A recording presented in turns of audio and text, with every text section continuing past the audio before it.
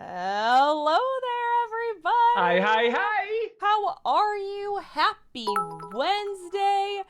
Hope y'all having a good middle of your week. Hopefully you had a chance to watch the Nostalgia Critic episode. I haven't yet, but If not, go watch it now. No. just Heather, you're in it. You I played the know. Oscar of Frozen. I know I am. It's true. It's true. But yes, hello everyone. Welcome to Chatting with Doug. I see we are already in a level 3 Wow. hype train. Holy cow. Thank you all so much. You all got a ton of questions to ask us today. So let's get to the rules and we can start chugging along on these questions, much like this train is chugging out of the station. Mm-hmm. Oh, look at that analogy. So first and foremost, we're going to give priority to the bit messages since that is some real world money spent. Sometimes we do have time for highlighted questions or comments towards the end of stream, but I would save them until the end of stream because if you highlight them now, I'm not going to be able to scroll up and see it. So just wait till we get towards the end and then highlight your questions. Please do not repeat the same thing over and over and over again in chat. You get timed out or even banned if you're going to continuously do it. That does include the bit messages as well. I do have a list of the bit messages. We get sometimes up to an hour behind. Don't worry, it's on the list. We will get to it. Please just have some patience. Please, no spoilers. Not everyone has had a chance to see all the latest and greatest stuff going on. I haven't seen Batgirl yet. Oh, Doug, I've got news so nobody for you. spoil it. Too soon. Too soon. Too soon. Yes, so no spoilers. Also, watch the length of your questions. The longer it is, the more likely I'm going to have to read through it super quickly, and we're going to lose the point. So just the shorter, the better. It'll be short and to the point. Is good. Good. And I think that's it, question mark? That's it. I think we got it. Yeah, sounds right. All right, cool, awesome. Then Let's let's get to it. Smash Ultra, thank you for the 50 bits. What if Aku from Samurai Jack is voiced by Tim Curry? Is Aku the bad guy? Yes. I'd be down for that, though I think the guy that got was a lot of fun. But I don't know. Tim Curry could voice a Disney princess. I'd be okay with it. All right. So Yeah. I mean, you're not gonna get any complaints from me ever on that casting. That Disney nerd, thank you for the 100 bits. Hello, Dougman, the brave and the bald. Hello, Heather, the. How you guys doing? The cat ear did good. I know, guys, thank you for the 50 bits. Doug, do you think you'll have the time to review Prey or Rise of the Teenage Mutant Ninja Turtles the movie? Not as an untitled review show, but as a Doug Reviews. The Ninja Turtle ones, no, because I've watched, like, none of that show, the new one, except, like, the first few episodes I did the review on. It wasn't grabbing me. It wasn't bad, but it wasn't grabbing me. And I did see the trailer for the new one. Same thing. It just wasn't grabbing me. Prey looks kind of interesting. I forgot it was coming out. I forgot it's on Hulu too. I was thinking like, oh man, I gotta make time to see on the big screen. I'm like, oh yeah, I can watch it at home. So I might check that out because that's an interesting spin on that story. So I'm down for it. Adam Grunther, thank you for the 50 bits. Do you think Doom Patrol, Harley Quinn, and Peacemaker will be canceled given the recent news of WB's stupidity? Well, now Heather knows more about this than I do. I think right now it's just rumor. Wait, are they talking about? Wait. Are they talking about Batgirl? They could be talking about Batgirl. Right. Well, okay. Let's just lay out the whole situation because it's some of it is rumor, some of it is true. Batgirl is canceled, which is wild because that whole movie is already finished filming. So it is canceled. It is not happening. But there's not like the character says something questionable, cancel her. Like the movie has literally been canceled. Yeah, the movie is done. It's dead on arrival. It's DOA. The movie is dead, killed. But there's a whole bunch of rumors right now that like the WB is gonna pull out of HBO Max and that HBO Max is like gonna fold into Discovery and in Discovery Plus, and then HBO Max is. Or then they're going to get rid of all scripted content and just have unscripted. That is all rumors. In fact, if you look it up, there's an article that Variety just posted where James Gunn says, basically everyone needs to chill because I guess people are all going to him right now and being like, "What about Peacemaker season 2, James Gunn? What about Peacemaker Yeah. season 2?" It's And like it's safe. Yeah. It's safe. I think he even says, "Calm down." yeah, he literally Oh. told everyone to calm down. This rumor means nothing. This is all based on some WB movies leaving HBO Max and Batgirl getting canceled, but it's all rumors right now. I mean, and yeah, I don't know. I mean, I thought HBO Max is doing okay. I mean, it seems It's like their material's doing well and stuff. So, it just the idea of them canceling Batgirl is strange because they've let some famously bad projects out. So right. that is bizarre. And it's a shame too. I don't know anything about the movie. All I saw was the picture. The picture looked cool. It really looked like the comic and everything. So I was kind of excited for it. And that just I feel like intrigues all of us even more. Like, what the hell's in it that they wouldn't even release it to HBO Max? So I don't know. I'm mad curious. Unless I don't know, can't they do a re-edit or something or a Snyder cut? I don't know, something, because like I was so curious about it. hmm But yeah, I don't know. It sounds like everything else is fine for the moment, and like Heather said, it sounds like it's just rumors right now. But hmm yeah, weird choice though. That really doesn't happen often. Right.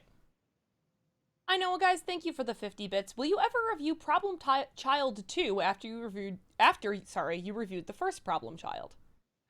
Sequels usually don't do that well, and I think that video did okay, but I don't know if there's just I feel like just the mood's got to hit me right where it's just like, damn it, I really want to talk about this movie. That's what I'm doing more for the editorial reviews, especially. I'm just like, what do I really want to talk about right now that I think people might be interested in too? I'm trying not to force anything too much. I don't think anyone was demanding Garfield and Friends or the Addams Family movies, but it's like, I'm just in the mood to talk about this. I only talk about it. So if that mood finally hits me right, maybe I will.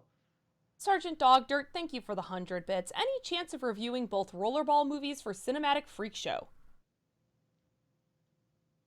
I mean, well, first of all, it's freak show cinema. Thank you. But with those count, I never did see the remake, and actually, the original I saw when I was like, I don't know, 12 or 13. So I don't remember it that well. I remember liking it okay. Maybe I'll check it out again. It might be fun, old versus new at some point. Though I haven't done one of those in a while either. So we'll see. Chorus, thank you for the 50 bits. Doug, maybe you did the top 11 the Clone Wars, but not the episodes, because there are only too many, but arcs, like Geonosis arc, Fight in the Desert, Worms in the Brain, Malevolence arc, the big Grievous ship with the ion cannon, Boba Fett arc, etc., etc. You mean like the groups of episodes and Yes. stuff? Maybe it's sad because the further and further I get away from it, the more I'm like, man, I remember that being real good. And like you said, I do remember some of the arcs. Uh, but I feel like if I'm gonna do a list like that, I'd have to go back and watch them again and like write them down and stuff like that. Because again, I feel like I could easily miss something like a real biggie.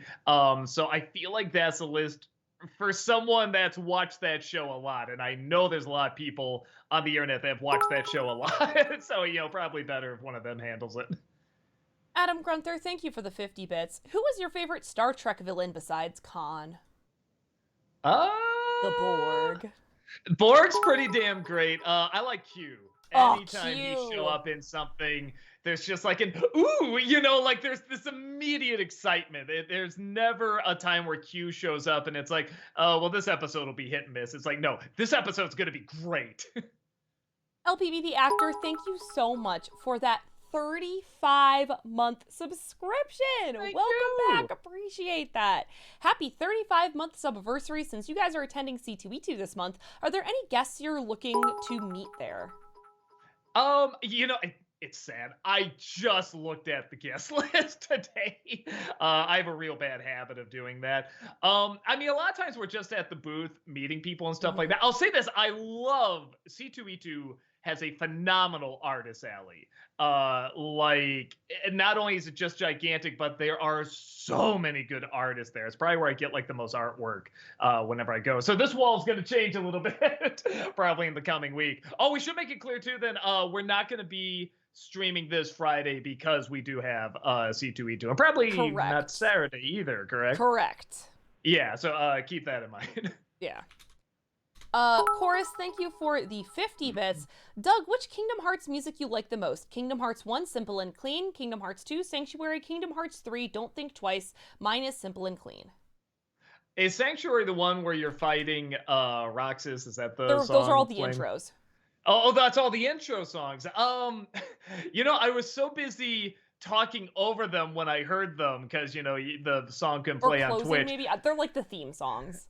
Okay, I kind of know what you're talking about.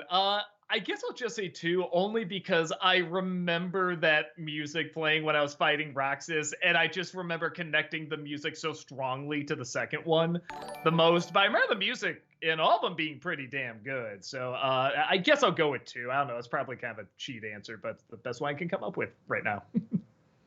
Stiff Guy, thank you so much for that 6-month subscription. Welcome back. Thank you. Appreciate that. I'm not quite sure what this is supposed to mean, but it just says OLO Megamines. What's one more time? OLO, and then Megamines. I think maybe they're asking you to review Megamind? Maybe. I feel like, yeah, Olo's a character, right? I have no idea. Olo. Okay. Oh, it's a song in Megamind. Okay, Ben. I've only seen it once. I haven't seen it. And yeah, it was a long time. Or maybe it's how he says hello. Shit. Oh, it's how he says hello. Again. That's what Alexander is saying. Megamind says Olo instead of hello in the movie. Gotcha. Maybe I'll do it because that's another one. Every once in a while, a movie pops up that people just freak over, like they love it so much. I'm always like, that's okay. Like the 2 that always come to mind. One is that one, the other is Galaxy Quest. Like, yeah, no, it's good, but people are just like, isn't it the best thing that ever? I'm like, maybe, I don't know. I missed that part, but I liked it.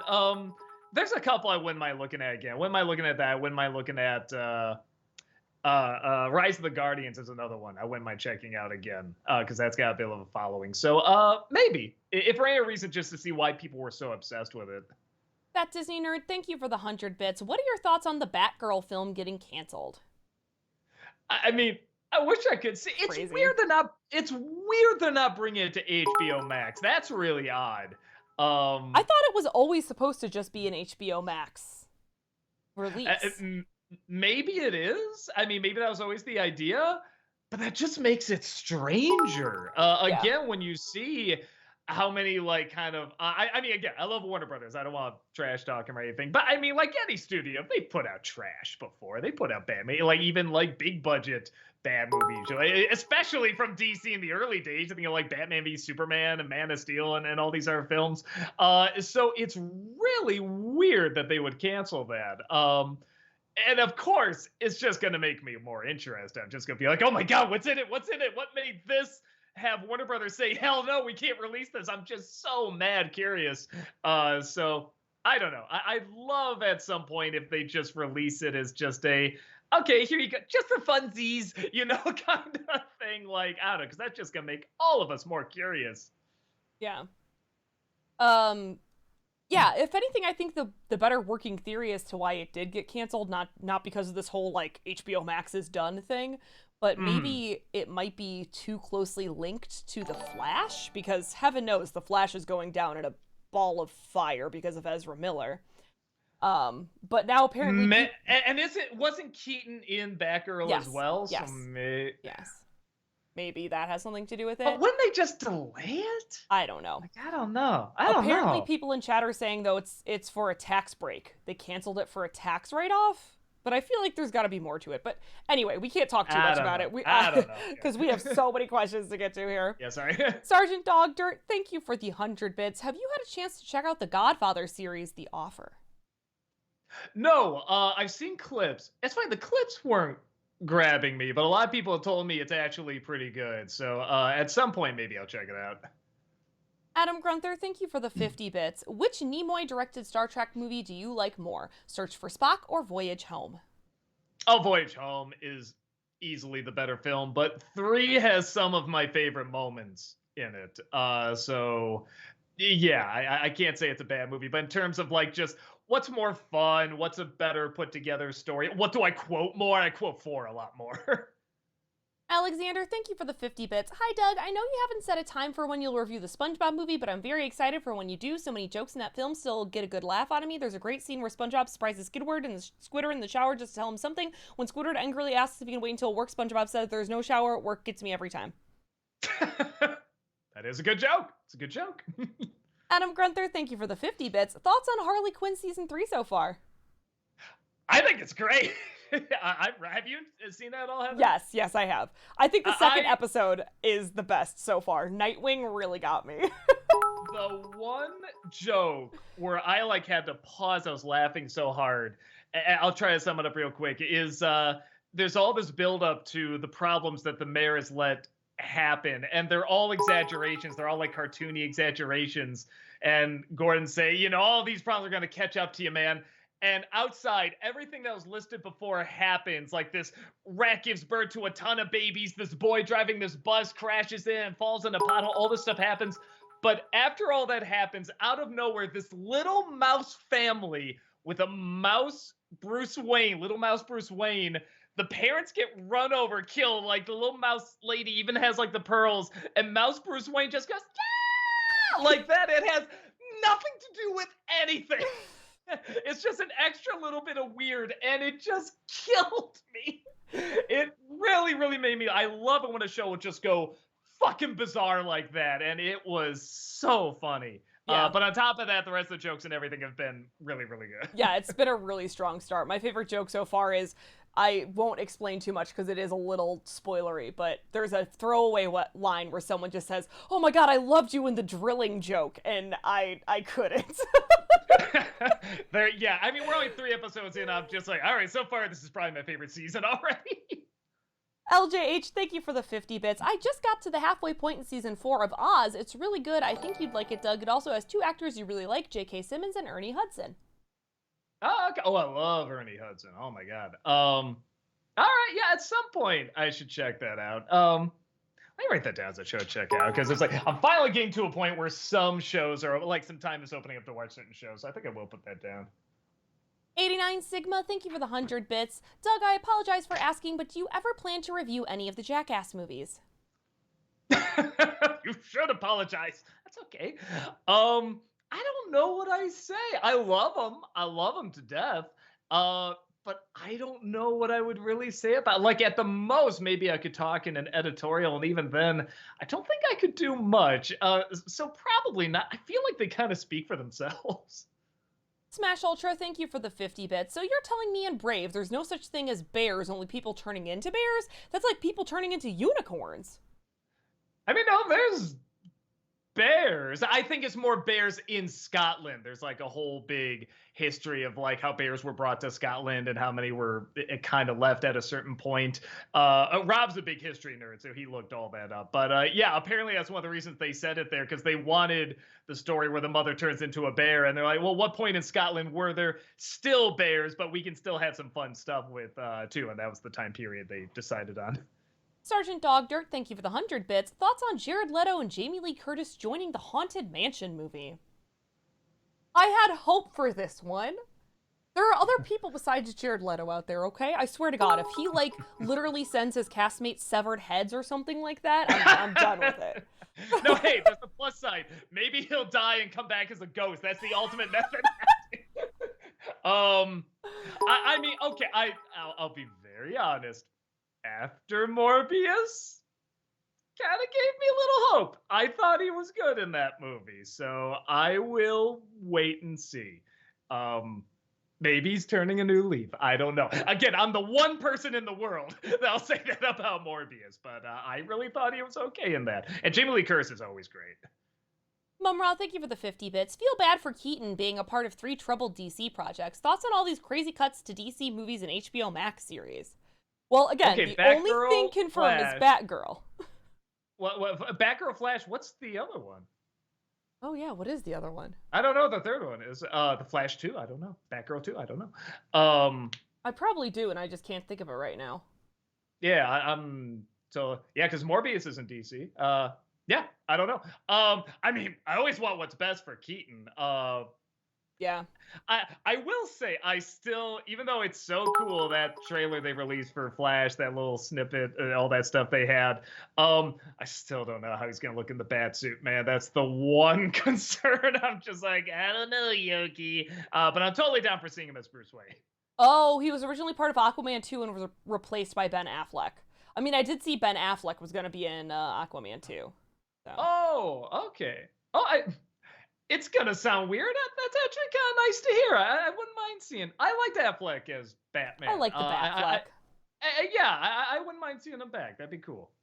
Anu, thank you for the 50 bits. Behold, as Heather now introduces her co-host, rejoice in his braceness as he sit in his throne of his own cabinet of horror. Here's Doug Walker. How you doing, and how do you like my little intro? Nice. I'm very braced for that. Not sure what that meant, but still, thank you. Devox, thank you so much for that 26-month subscription. Welcome back. Appreciate that. Hello, everyone. Hello. Hi. Adam Grunther, thank you for the 50 bits. Would you say that Shrek 2 is your favorite animated comedy? Oh, man. I did a list a long time ago of my favorite comedies. It might be, man, just watching it again. Although I'll say this, I don't think when I made that list, I don't think I saw Arthur Christmas yet, and I really love that film too. For the exact same reasons. It's very heartfelt, but there's a lot of jokes thrown at you in the foreground, the background. They're all so clever. So maybe it's a toss-up between those two. I don't know. I'd have to go back and see that list I made a long time ago. Noah Zinar, thank you for the 100 bits. Doug, at this point, I assume that you finished all of Amphibia. What are your general overall thoughts of the series as a whole, and are you glad you watched it?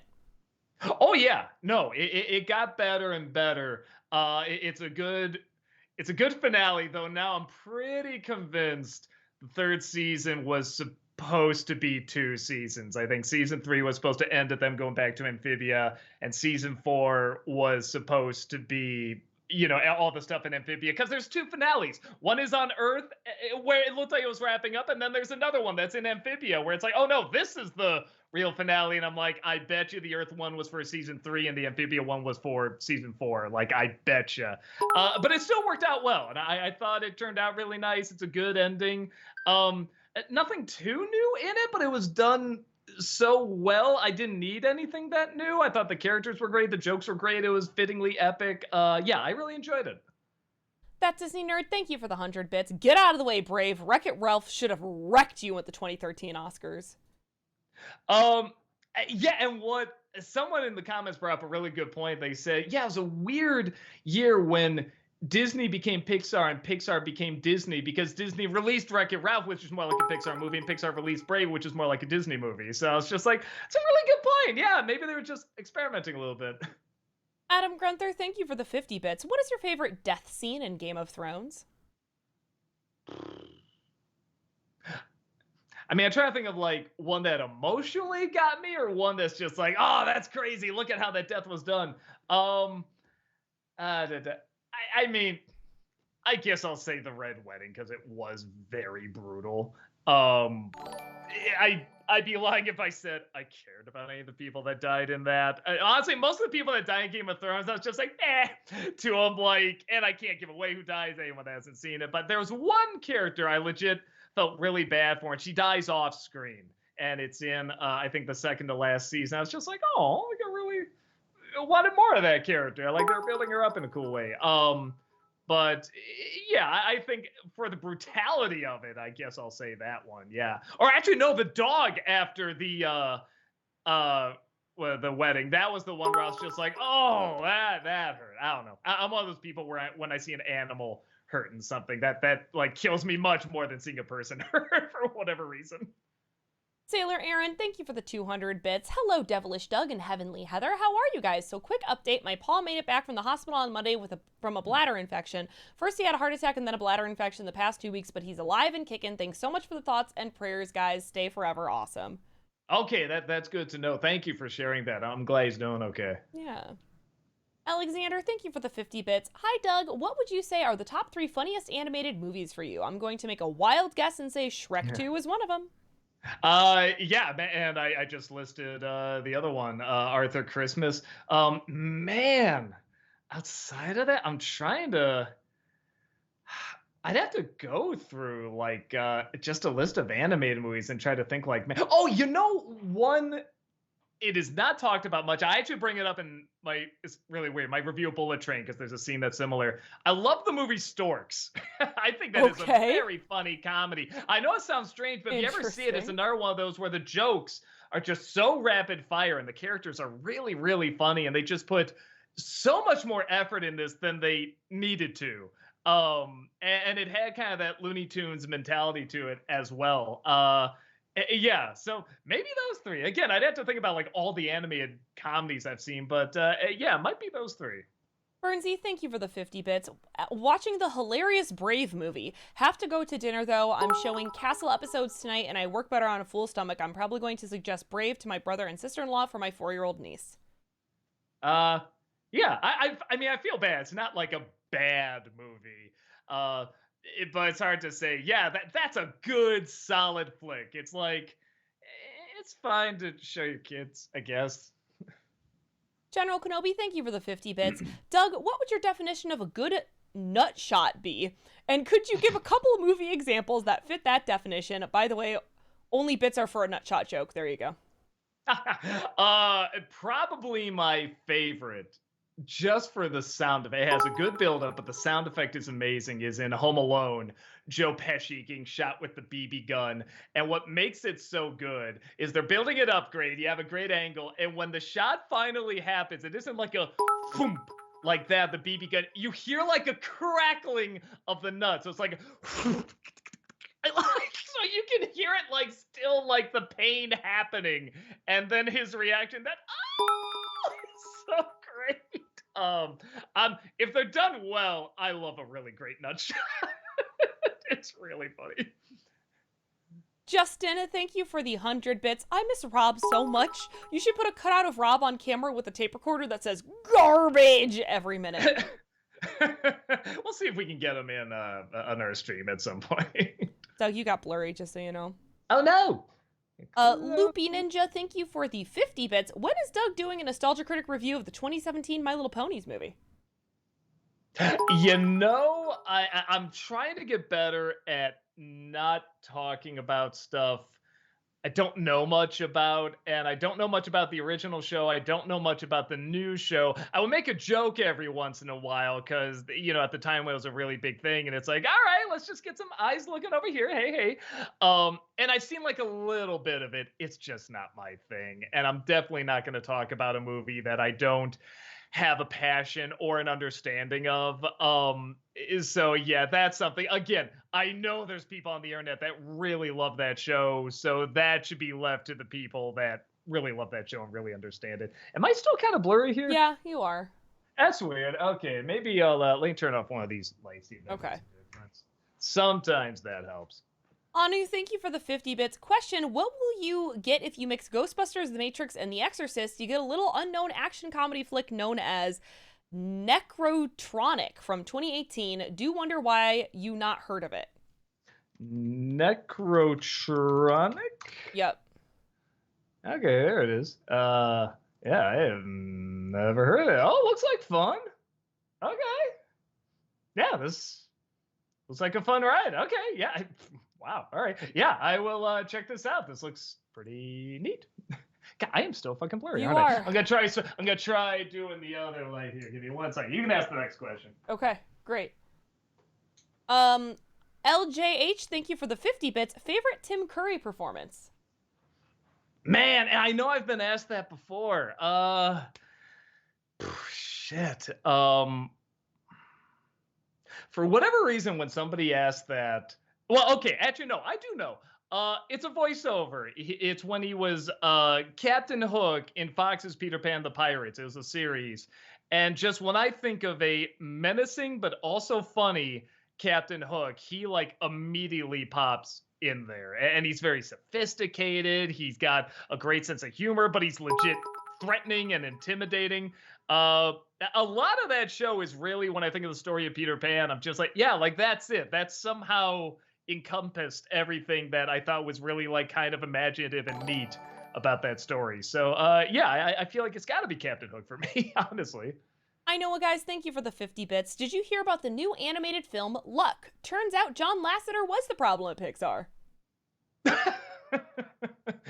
I well, I didn't follow a lot of what happened with him, Leo. I followed like a little bit.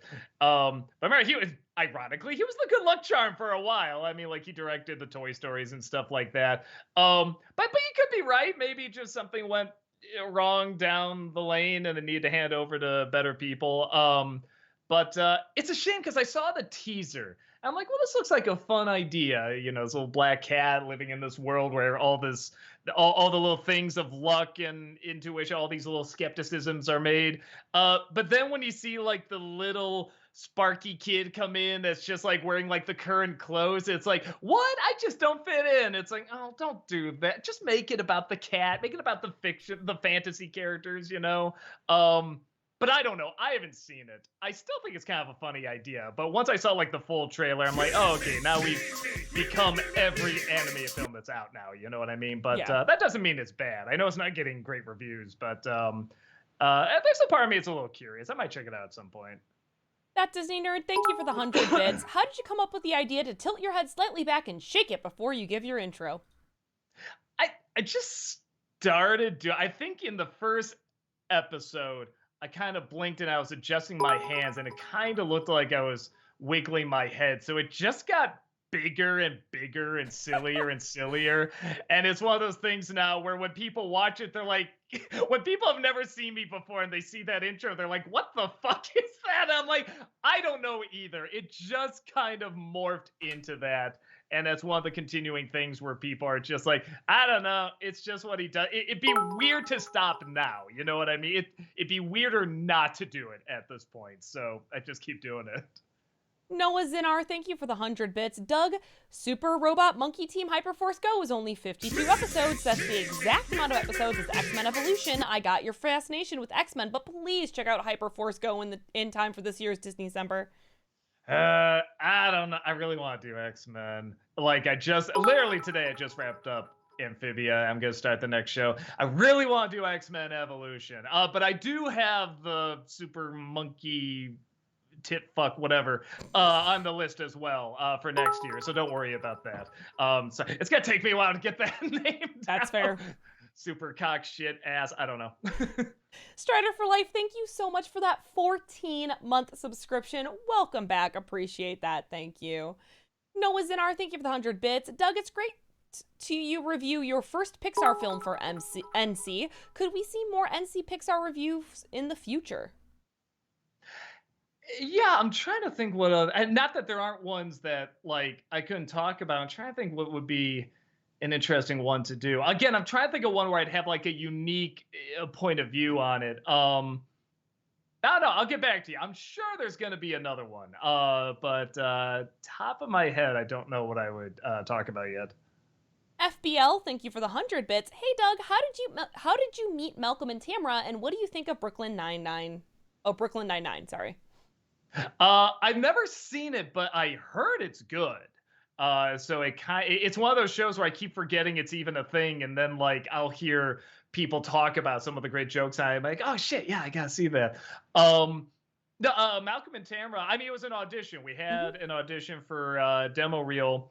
That's honestly how we met Heather too. Honestly, we had an audition for demo reel, and at the time it was down to we knew we wanted Malcolm, but then there were two that were really on the fence about it. It was Rachel and it was Tamara, and they happened to be roommates and they were best friends. And we're just like, oh man, which one do we? So we finally went with Rachel, and we're like, but we got to remember this Tamara, man. I mean, she's really, really good.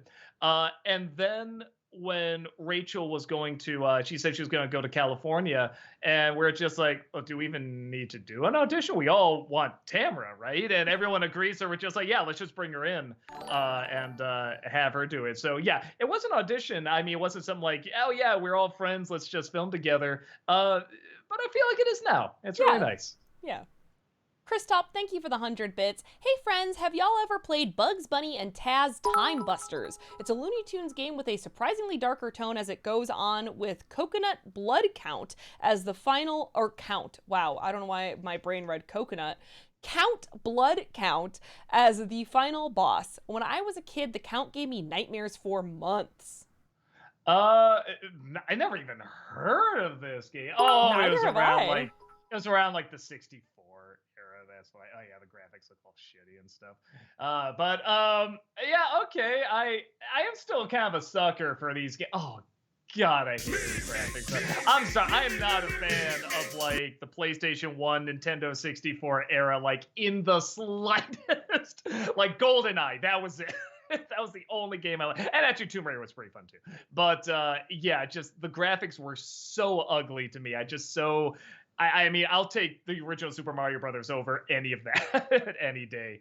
Yeah, I should maybe try it out. It does look kind of fun. If anything else, just a weird pairing, Bugs Bunny and Taz as the heroes in this. Dillbomb, thank you for the 50 bits. Favorite John Candy movie / role? Uh, Probably Planes, Trains, and Automobiles. It's a movie where I watch it every year around Thanksgiving, and yeah, just when he's in the car, talking to his wife per se, outside the hotel, that really gets me. Of course, the ending smile really gets me. Yeah, just it's always one of those where it's like, God damn, what a great talent he was, but just so legit funny too.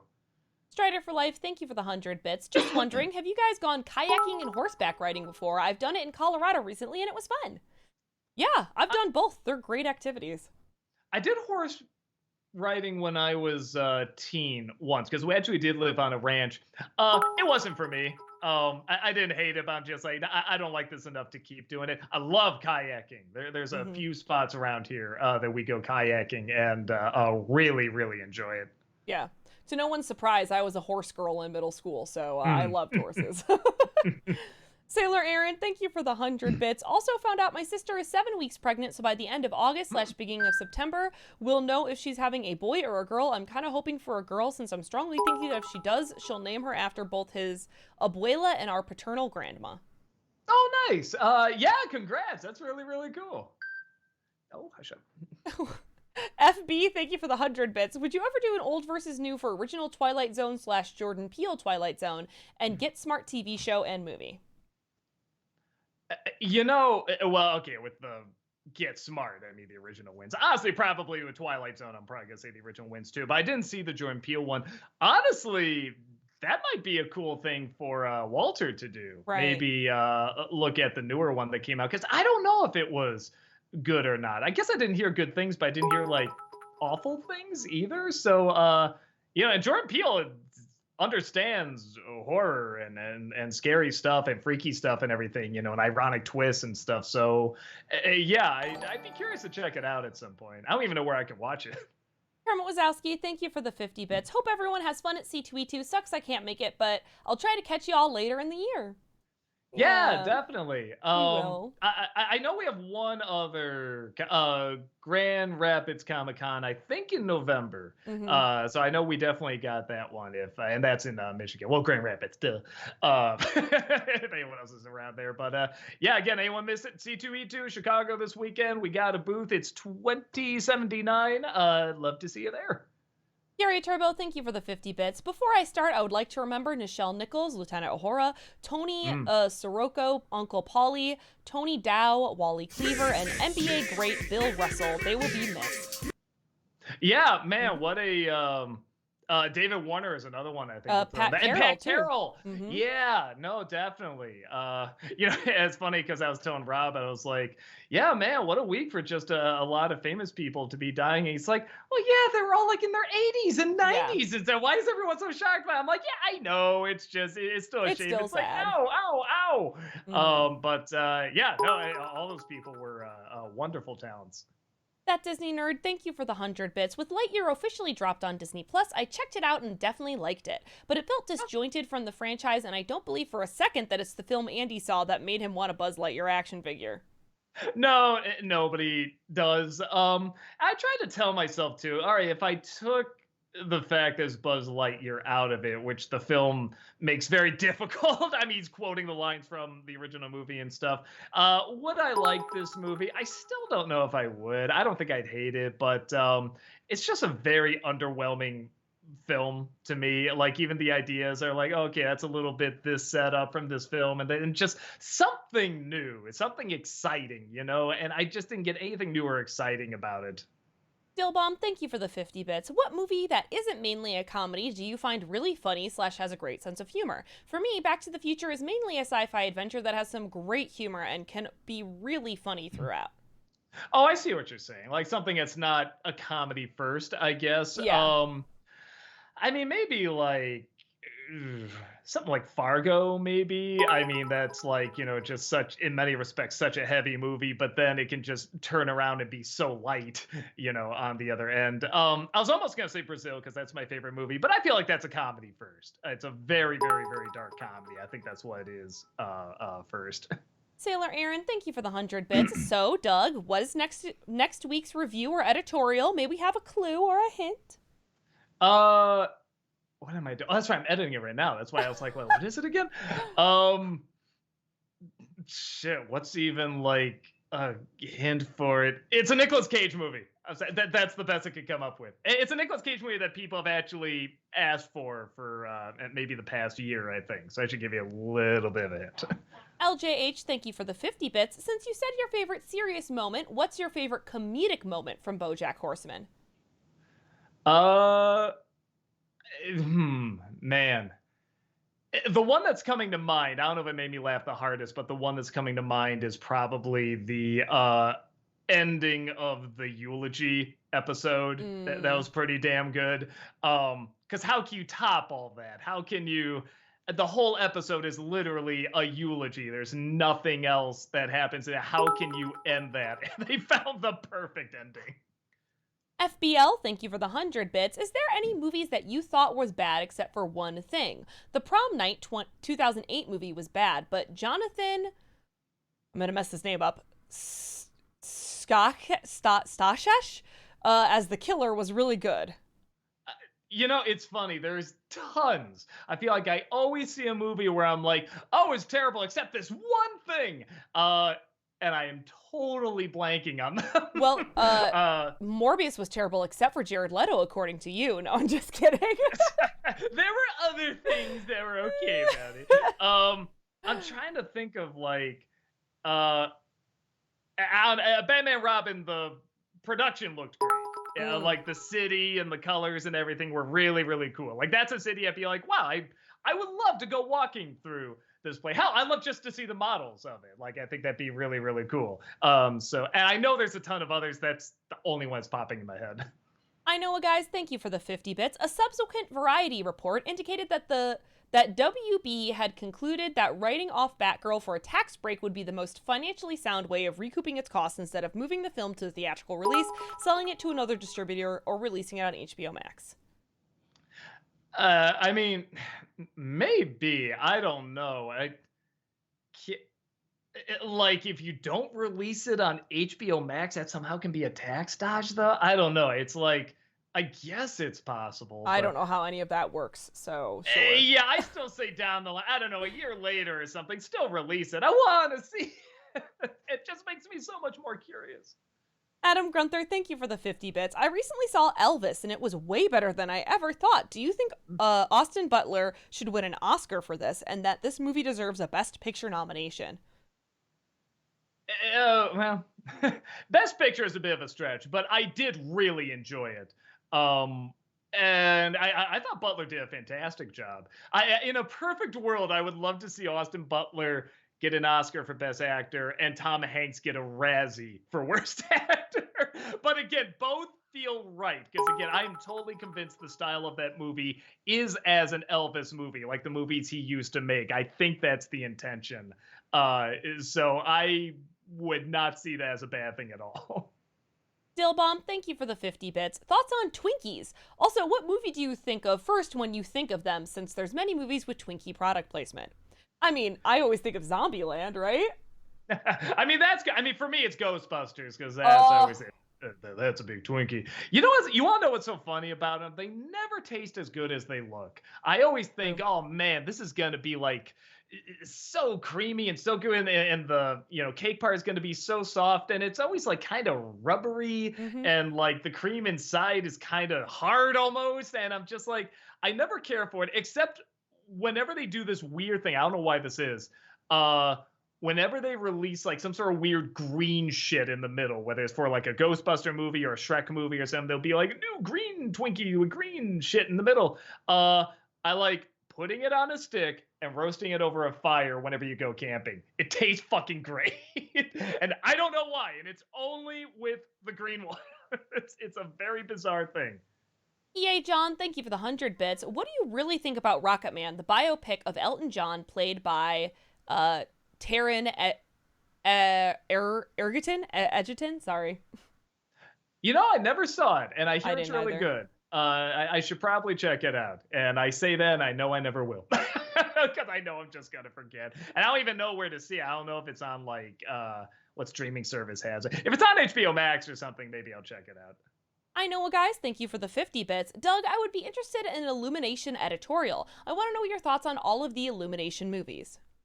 I thought about that because people really do. I mean, people know they're big hits, but people really underestimate how much money they make, particularly like the Minions, Despicable Me movies. Like those are some of the highest grossing movies of all time. And every time somebody hears that, they're like, "Do what? The little yellow peanuts walking around?" It's like, yeah, Yep. they are. So it would be interesting because that's clearly got to be a kid thing. I know adults watch them too, but clearly it's got to be kids going back and watching that and how marketable they are. So at some point I might talk about that. But yeah, a lot of them I haven't seen. I haven't seen The First Thing. I haven't seen the Secret Lives of Pets movies or anything like that. So at some point I should give them all a look. Steelbomb, thank you for the 50 bits. Favorite Martin Scorsese film? Let me see. Uh, I want to get it right because that's a big Hmm. that's a big question. That's fair. That's fair. Yeah, because I know there's one where I'm like, oh, that one, like I love that one, and like not enough people talk about it. I'm trying to remember what it was. No, not producer director. Jesus, he directed 68 things. Holy God. Here we go. Ba, ba, ba, ba. Irishman was pretty great. I was gonna say Hugo because I really do love that movie, but I think it's got to be Goodfellas. Yeah, I just when I think back, like just how engrossing that movie was and how just so quickly it grabs you and just holds on to you for the whole film. And that kind of filmmaking, I feel like, is so everywhere now and just took like a good decade for everyone else to start doing. He was so ahead of his time. But I do have a real soft spot for Hugo as well. FBL, thank you for the 100 bits. Have you seen The Great North, animated TV show by people who've worked on Bob's Burgers? Very good. Yeah, it's one of those where I was watching it and we saw like every episode. We actually had a weird tradition where we would watch it every weekend and we have like blueberry muffins. I don't know why. It's a weird tradition we had. My wife would make them and we'd just sit down and watch it. And somewhere we got out of it. And I'm like, I should keep watching that because I did really enjoy it. I do think it's a few too many characters. They should cut out maybe 2 or 3 of the main characters because it gets to a point where I'm like, oh yeah, what's that person's characteristics again? Oh yeah, what's that person's story? What are they like? So it maybe cut out a few, but yeah, I really like it. Sailor Aaron, thank you for the 100 bits. Also, Doug, I love your Pillsbury shirt. I'm a big fan of their products, and I make/bake an apple pie every Thanksgiving for my family using their recipe. Will you do any commercials from them for the special this year? I should. The Pillsbury Doughboy, I feel like is very easy to make jokes about, clearly. So yeah, maybe I will. Mumra, thank you for the 50 bits. Are you bummed Andor got pushed back a month or happy that these 5 big series coming now have time to breathe? Like She-Hulk, Dragons, Lord of the Rings, Cobra Kai, and Andor now don't have as much overlap releasing on different days of the week now. Yeah, I forgot about Cobra Kai. Sheesh. Yeah. Yeah, I mean, there's too much shit to watch anyway. I'll Too say that much. it's called Andor, right? Yes. That's the name of the Star Mhm. Wars one. Looks great.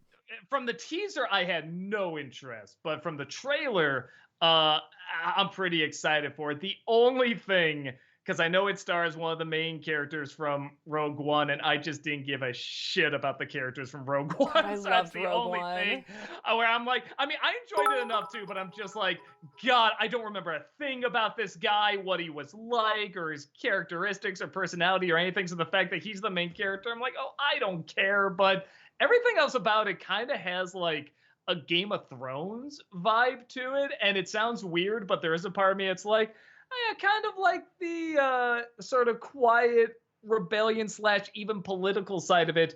Would be interesting if it's not done by Lucas. You Hmm. know, sort of like the more political underground stuff of Clone Wars done in live action. Like, I think that'd be pretty cool. And is it the same guy who did Rogue One? Is he like producing it or Oh, showrunning I it or don't something? know. I don't know if Gary Whitta is involved. I thought he would, but I could be wrong. Okay. I would be more interested to see him tackle a show, sort Hmm. of doing the same stuff. So yeah, I actually am pretty interested. Dillbomb, thank you for the 50 bits. Hey Doug, I really loved your editorial style review of the Shrek movies. I have some more ideas for movies to talk about in that format. Lord of the Rings slash Hobbits, Cornetto Trilogy, BTTF, Toy Story. What was the second to last one? B. I think it's Back to the Future, BTTF. Oh, gotcha. With Back to the Future, I don't know what I would say. Everyone has said it. Kind of the same thing with Lord of the Rings. I once in a while do something like, I don't know, the top 11 worst moments of Lord of the Rings, you know, just like to sort of get a little commentary on it. And kind of the same thing with the Cornetto trilogy. I did like, you know, things you didn't know about the Cornetto trilogy. That was kind of me talking about it. Hmm.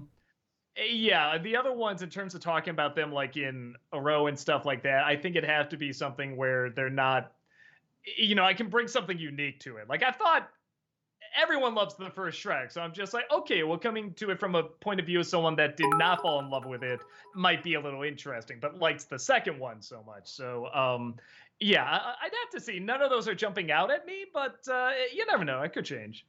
FBL, thank you for the 100 bits. Thoughts on the Night Court reboot? Didn't even know there was a reboot. Sure. I don't know what. I mean, I guess you can do some fun stuff with it nowadays, but it's like, I don't know, just do something different, turn it into something else. I don't know if is it like that great an idea where it's like we have to do this again. It's like, no, it's fine when it came out. I don't see the purpose in redoing it, but I could be wrong. Maybe it'll be phenomenal. FBL, thank you for the 100 bits. Have you seen the original MacGyver and the 2016 reboot? Thoughts? No, I haven't seen the reboot. I saw a little bit of the original. You know, and I mean, I saw it when it came out, so I was like, I don't know, 10, 11, something like that. I remember liking it okay. I don't remember loving it or anything. So, I don't even outside of MacGyver, I don't even remember the character's name. So, yeah, it didn't leave that big an impact, I guess. General Kenobi, thank you for the 50 bits. Guess I was wrong about those being my only bits. One of the few things I really like about Galaxy Quest is its really quotable lines, like, "You broke the bloody ship," and Weaver dubbing "screw that," when you can clearly see him saying "fuck that."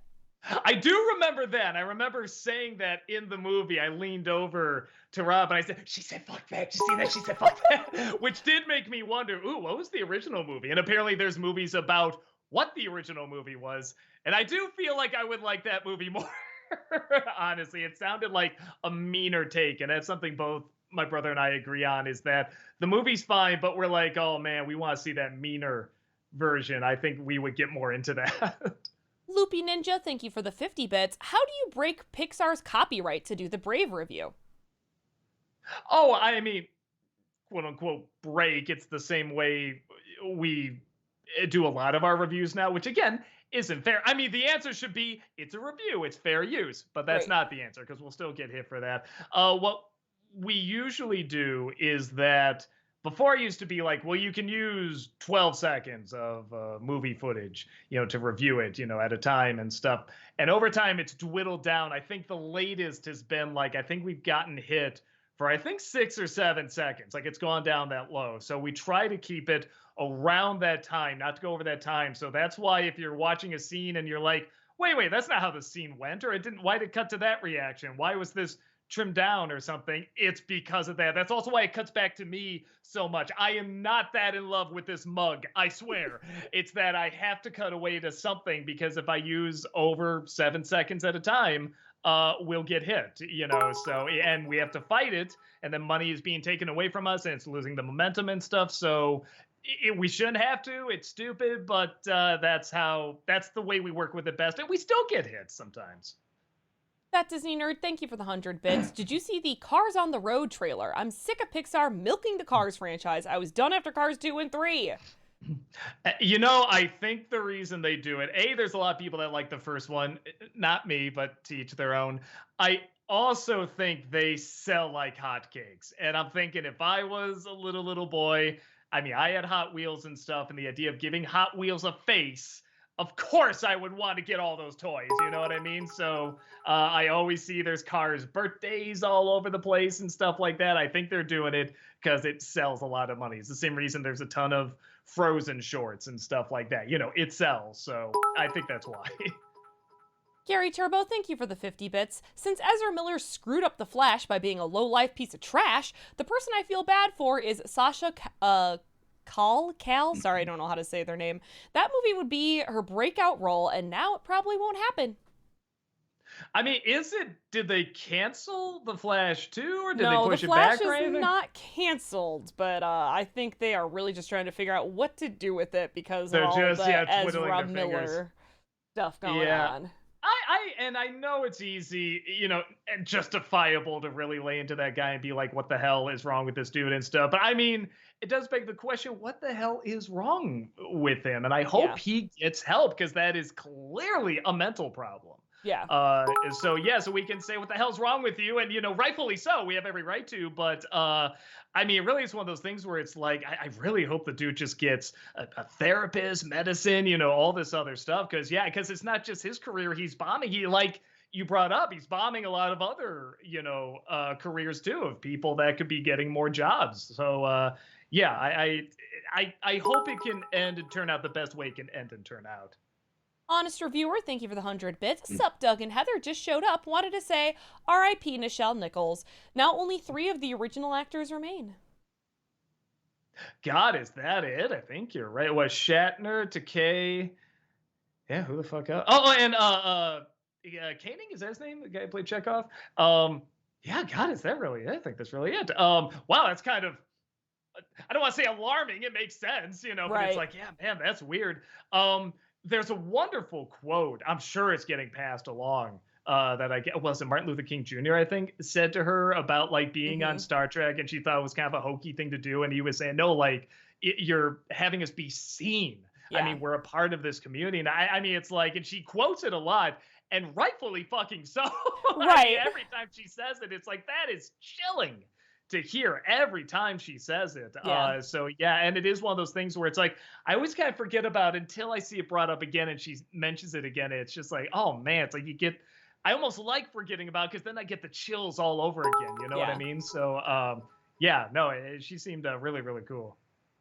Daniel, thank you for the 100 bits. Hey, Doug, have you seen the movie Killer Bean Forever on YouTube? It was a passion project by ACGI animator who worked on the Transformer films and the Matrix films. It's surprisingly pretty good. No, looks like it's giving what advertised. I'll try to check it out.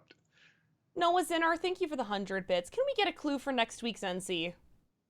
It is a Nicolas Cage movie that a lot of people have wanted me to review specifically this past year. So that should be, hopefully it's a big enough hint.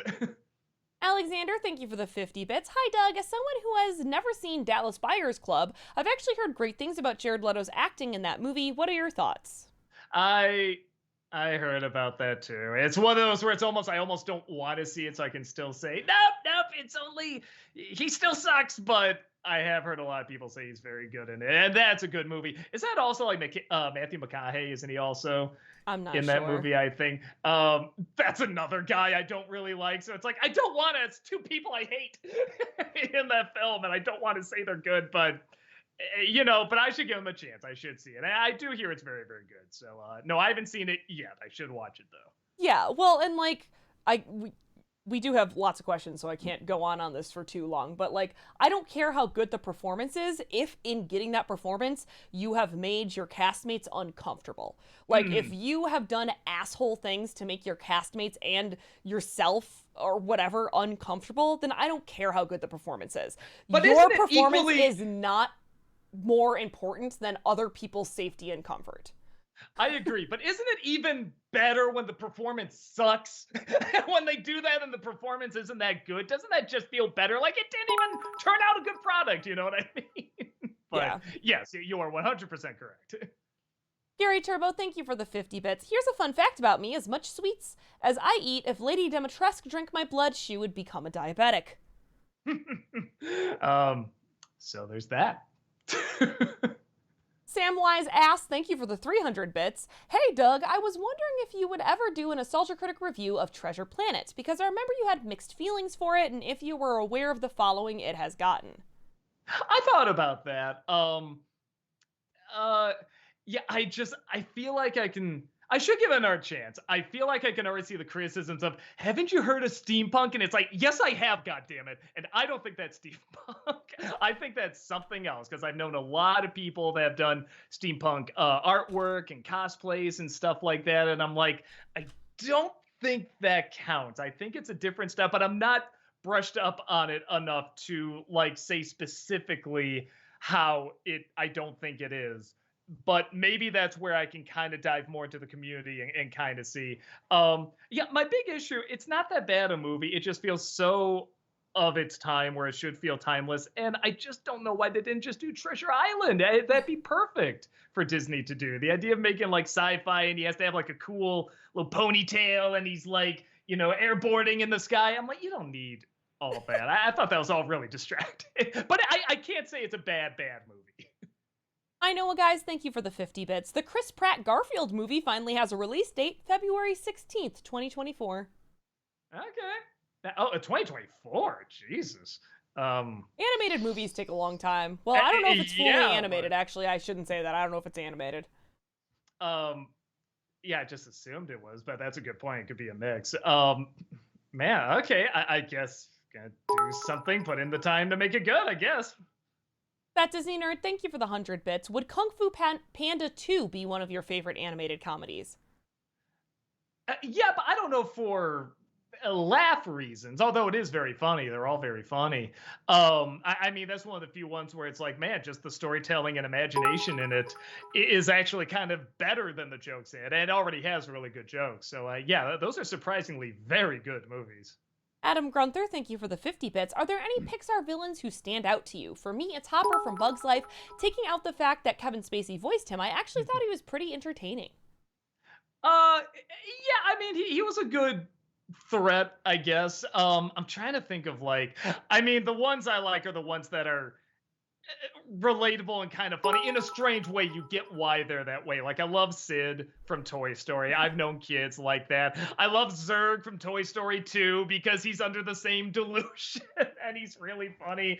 Yeah, I'm trying to think of other ones. I'd have to go through the list again of like the Pixar villains, but yeah, those two are standing out for some reason. Yay, John, thank you for the 100 bits. What do you think about Society the Horror, a horror movie of Brian Yuzna? If you don't know about this movie, add it to your list of freak show cinema you won't forget. Yeah, I never even heard of this. Society the Horror. Oh, you know what? what the hell? I do remember this cover of the woman kind of ripping her face off. Okay, I'm just looking at something. Wow. Okay. Anyone that hasn't heard of this movie, do an image search right now. I will not. I just typed in Society the Horror, and you'll just do a real face shake there. Okay, I mean that. I gotta know how that happens. Wow. Orlando Garcia, thank you for the 100 bits. Nicely done on the review. Doug got me thinking about Pixar in general, and I'm starting to think Up is sort of reaching underrated status in terms of the Pixar catalog. Although it's been given the attention and acclaim it's earned, I think people are more likely to talk about Monsters, Inc., Inside Out, or Turning Red before even thinking about Up. Well, I mean, the advantage is that it's directed by the guy that, in my opinion, is making the best Pixar movies, Pete Docter. So I think, and people always do remember the first, when people think of, oh, Pixar made me cry, like the first thing they usually think of is the opening 10 minutes of that film. So I think that's great. I actually think the rest of the film holds up just as well. I think it's really imaginative and really funny. Unforgettable visuals with the house and the balloons and everything. So I still love, for a while, that was my favorite one until, honestly, Pete Docter kept making movies. Now it's like Inside Out, and Soul is a close runner-up. So yeah, and I really like Luca too. That's the one I think is a little underrated right now. I hope that gets more of a following. Adam Grunther, thank you. Sorry, I'm looking at chat. Chat is freaking out over the Society of the Hoarder. I just feel like, what WTF did I say? Jesus! Oh dear. Oh man, Doug tried to warn you, everyone. I mean, I told them to go see it, but yeah, but I mean, you gotta see that movie now, right? You gotta know, how the hell does that happen? Adam Grunther, thank you for the 50 bits. Who was your least favorite character from Spaceballs? Least favorite? Man, I don't know. I guess I've never been asked that before. I guess they're all pretty funny. Maybe Prince Valium, just because I don't think he gets a line. I don't know. They're all pretty good. I know, guys. Thank you for the 50 bits. Doug, considering how much you love Storks, do you think you'll make a review of it? I was thinking about it, because like I said, for the Bullet Train review, I had to reference a scene. I was watching it again. I'm just like, Jesus, I love this movie. It's so funny. I might, because again, not a lot of people talk about it. It didn't come out that long ago, though. I think it was like 2016. So part of me is like, yeah, maybe let a little bit more time pass. But yeah, that is one of those where I feel like I could actually really dive into why the comedy of this movie works, and the heart. I think it's actually a rather touching movie. Daniel, thank you for the 100 bits. Hey, Doug, are you going to review the Ant Bully movie? That's another one people have been requesting and I haven't seen. So I will try to check that out. Maybe I'll do it as like an editorial or something. Because yeah, a lot of people have been asking me about that. And I think enough time has passed that people like maybe have grown up with it, or just like, yeah, what the fuck was that? So I'm a little curious. Graffiti, thank you so much for that subscription. Welcome, appreciate that. Thank you. Alexander, thank you for the 50 bits. Hi, Doug. Even though I was not a fan of Black Widow dying in Endgame, was there a character who died at the end of the TV show Ozark that pissed me off way more? I think I finally understand the feeling you had with that scene where it's meant to be sad, but it doesn't feel how it should. Yeah, I never got into that death. I haven't seen Ozark. I'm sorry. My wife watched a little bit of it. It wasn't bad. It just wasn't grabbing me. But yeah, I don't know. It didn't do it for me. And I guess for most people, they didn't really like that either. But and a part of me sees what they're going for. I'm not going to be like, you idiots! Why were you thinking that? No, I get it. It just didn't work for me. Adam Grunther, thank you for the 50 bits. What is your favorite joke from Spaceballs? For me, it's the scene where Vespa gets captured, the fact that the movie blatantly tells you it's a trap, and clearly Dark Helmet disguised as the king just made it funnier. That eye shift always kills me. I mean, it's got to be a Dark Helmet scene. I think probably the wordplay they have when they're watching the movie. Go back to then, when, now we can't. Why? We missed it. When? Just now. All of that is so great. Yeah, I mean, I think just any scene with Dark Helmet's phenomenal.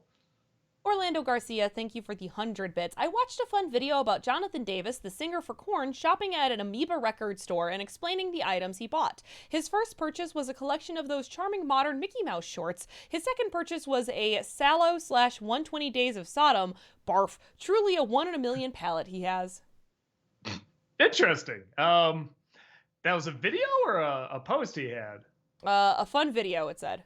Oh, okay. Maybe I'll watch that too. Interesting. For Korn, J-Star. Yeah. It was corn, not porn.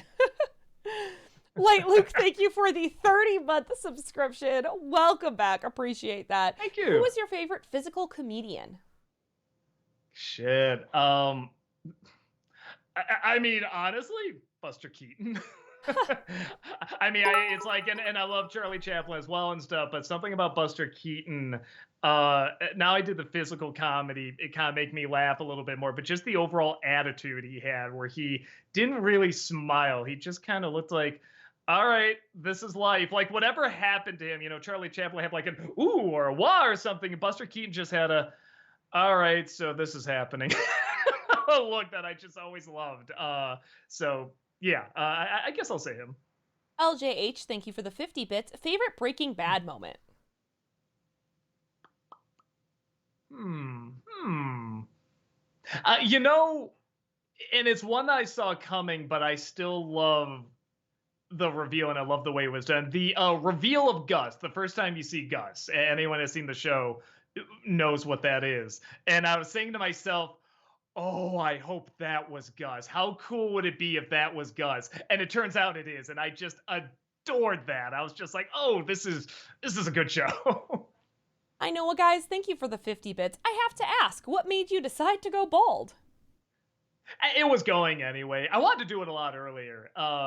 My wife wasn't ready to say goodbye to the hair though. So finally, and when I saw Brad do it, and we look, I don't want to say we look alike, but it's enough where it's like, well, okay, we kind of wear similar clothes and then beer glass and stuff. I'm like, yeah, okay, I think I can do this. And I just got sick of combing it and getting it ready to go out. I mean, doing it is one of the best things I've ever done. I'm not going to lie. Everything is easier when you can just shave your head, in the morning. It's not even in the morning. It's like maybe twice a week. I'll do it because it grows back so slowly. So, yeah, no, I really love it. Gary Turbo, thank you for the 50 bits. My favorite gag on Austin Powers is when the enlargement pump shows up and he says, "It's not mine," despite having a receipt, a warranty card signed by him, and having a book with his face on it. I always wanted to do that gag on my videos. Yeah, the book is probably the funniest part of that. I like that too. LJH, thank you for the 50 bits. What been the most shocking TV death for you? Man, I'm trying to think. I'm trying to think of one where, okay, two.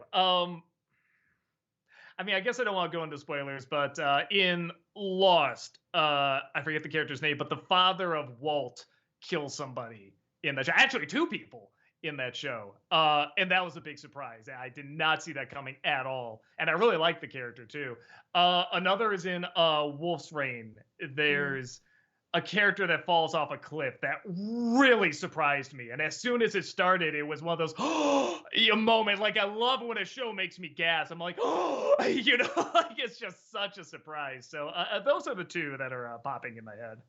Sailor Aaron, thank you for the 100 bits. Sad to say Pat Carroll passed away this past Saturday. What are your favorite roles from her? I really love her as Ursula, Grandma Arbuckle from the Garfield Thanksgiving/Christmas specials, Granny from Totoro, and Meep Geese from Freedom Writers. Because it's the first time I heard her, and I'm always going to have an affection for it. She was the evil pound owner in Pound Puppies. Oh. And again, and she's a parody of Mommy Dearest. Literally, she looks like, I forget who played her, but, she has the white makeup, the orange wig, the overdone makeup, and the little mean daughter always calls her Mommy Dearest, like literally calls her that, which is such a weird satire. And again, for, I'm sure, a thankless part. I mean, you're the bad guy in Pound Puppies. She gave it her all every single time. She had like the Ursula laugh going on. It never sounded like she was phoning it in. And I just always love any actress or actor that does that, no matter what the part is. It's like, no, I'm giving everything. FBL, thank you for the 100 bits. Have you seen Community? Season 4, while not as funny as seasons 2 and 3, wasn't bad. I tried the first season. I couldn't get into it. Oh, really? I loved Community.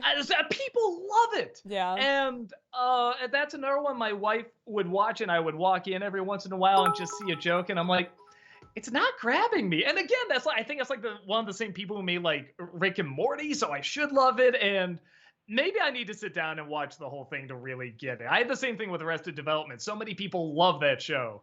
And every time I gave it a shot, I don't hate it. It just did nothing for me. So maybe I'm just not seeing the right episodes. Honest reviewer, thank you for the 100 bits. You know how you said Disney feeling like Pixar and vice versa? Well, John Lasseter became the head of Disney Animation after Pixar was bought in 2006. In fact, from what I found, he focused most of his efforts on Wreck-It Ralph, then Brave at the time. Okay, yeah, because I do remember seeing his name on Disney animated films at some point after Pixar was blowing up so much. Which made sense. Again, I mean, he's like those animated films were doing so much better than Disney's regular ones. So yeah, makes sense. Daniel, thank you for the 100 bits. Hey, Doug, who's your favorite Looney Tune? Mine is Marvin the Martian. It's Daffy. Yeah. Although I'll say this, when I was a kid, I didn't really get into Foghorn Leghorn, and now as an adult, I love the shit out of him because I've known people like that and that kind of humor, and when a joke will suddenly go really abstract, it's super, super funny. Yeah, one of my favorite Looney Tunes jokes is a Foghorn Leghorn one where I guess you can look it up. It's where he's trying to entertain this little boy. It's like the son of like the blue bonnet lady, and it's a hide and go seek gag. That's all I'll say. You should see it yourself, but it's really, really great. I know, guys, thank you for the 50 bits. Do you know what really pisses me off? Why the hell did Luck cost $140 million to make? Spider-Verse only cost $90 million to make and looks fantastic. This has no excuse. This must have just come out because I'm getting a lot of questions about it. I haven't seen it yet. I don't even know where you see it. I don't know if you see it on Apple TV or Peacock or whatever. Now I guess I'm curious. Okay. Yeah, I will say with Spider-Verse, even though it looks phenomenal, and it looks like a lot of money went into it, the style lends itself in a way where it didn't have to look realistic, where most animated films, the textures have to look somewhat real. If there's like a carpet, the texture of the carpet has to look real, where in something like Spider-Verse, it doesn't. It has to look like a comic drawing. So that's a clever workaround, I think. And it just looked really stylized, and that was enough. So if you're wondering that would be my guess, because Luck looks like every other animated film where the textures look pretty three-dimensional and convincing, where in Spider-Verse they didn't have to do that. Apparently, Luck is on Apple TV+. Okay, I'm definitely not seeing it because I don't have Apple. Anu, thank you for the 50 bits. A follow-up to my Necrotronic bits. There's a short horror on YouTube by the name Demon Runner, and in my opinion got a way better ghost mask of the Slimer. I call him Stoner, and Monica Bellucci is in it. Not gonna say who, what, or where, just that she's in it.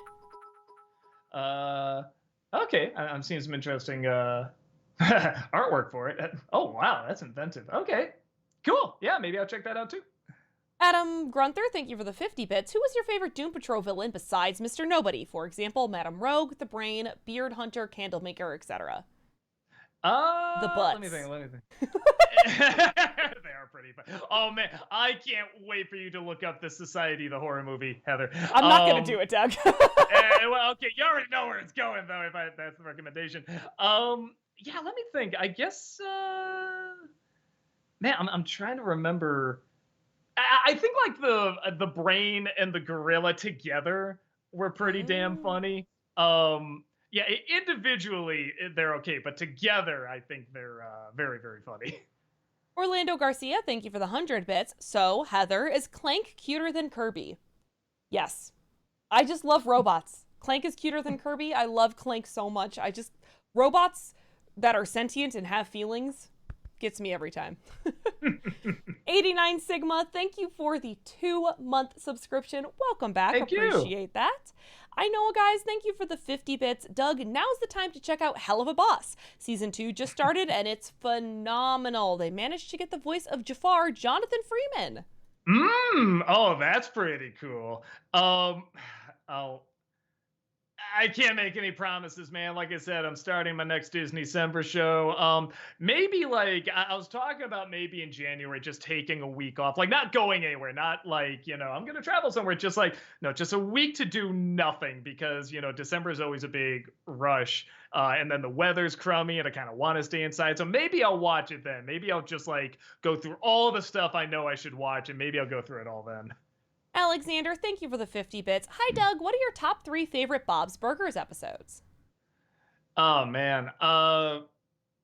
Again, because I remember more moments than I do episodes, and most of them are around whenever Bob and Louise share like a special connection. So I think the one where they go to the museum, because there's a nice episode there. The one where they're trying to reunite the martial arts stars, you know, the father and daughter, and the third one, oh, maybe the Brony one with Tina. That was pretty funny. It has one of my favorite lines where they're talking about they think it's going to be a bunch of girls there. It's a bunch of grown men, and Teddy just says, "Oh, there's a bunch of men there. Oh man, we ruined everything." And Bob says, "Yeah, we kind of do."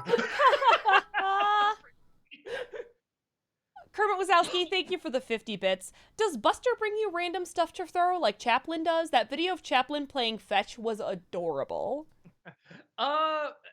No, he likes to be picked up and put like on top of the chair sometimes. And he likes to play with this kind of stick on a string a lot. Even then, I can't just wave it around him. I have to like slither it around like it's a snake, and he kind of watches it and waits, and he'll be like, "Aha, the time is now," kind of thing. So that seems to be how he likes to play.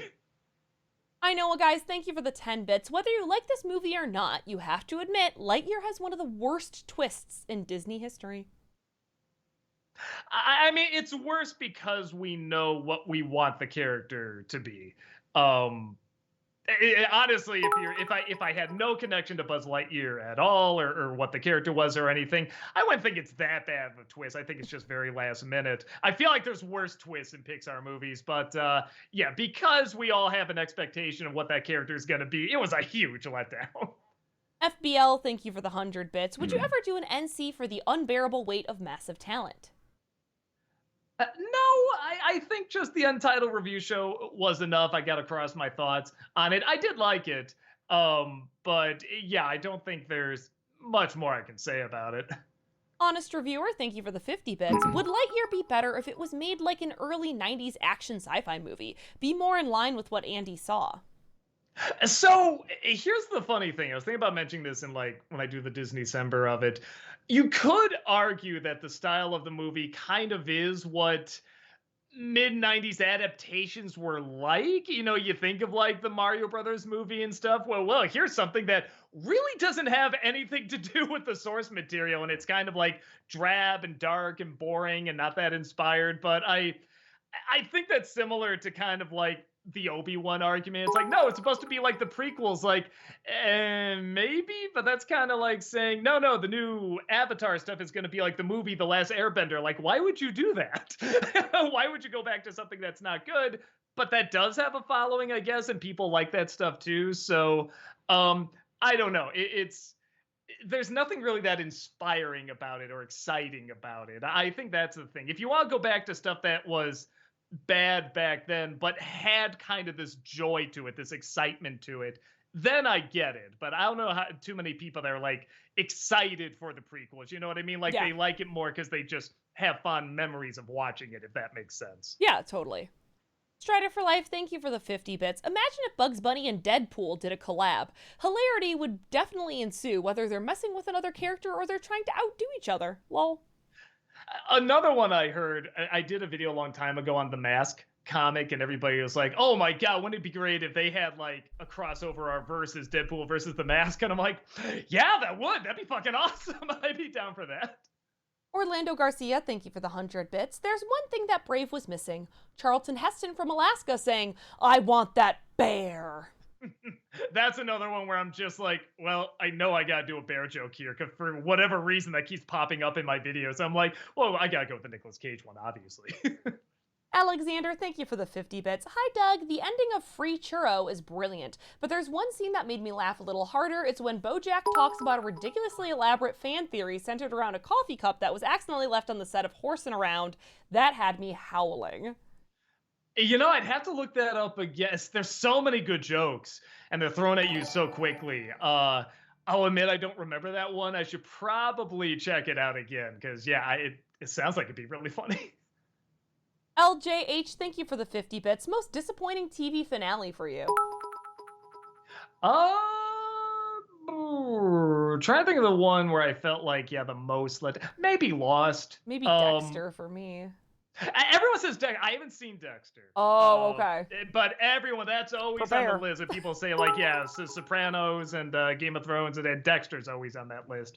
Yeah, because so much was around what is going on. They were so good at giving you an answer and then another question at the same time. So I really thought they were going to have a good payoff. And when they didn't, I'm like, oh, where's the rest of it? You know what I mean?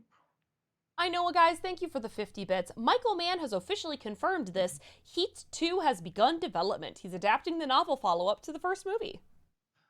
I didn't know there was a novel follow-up. Okay. All right.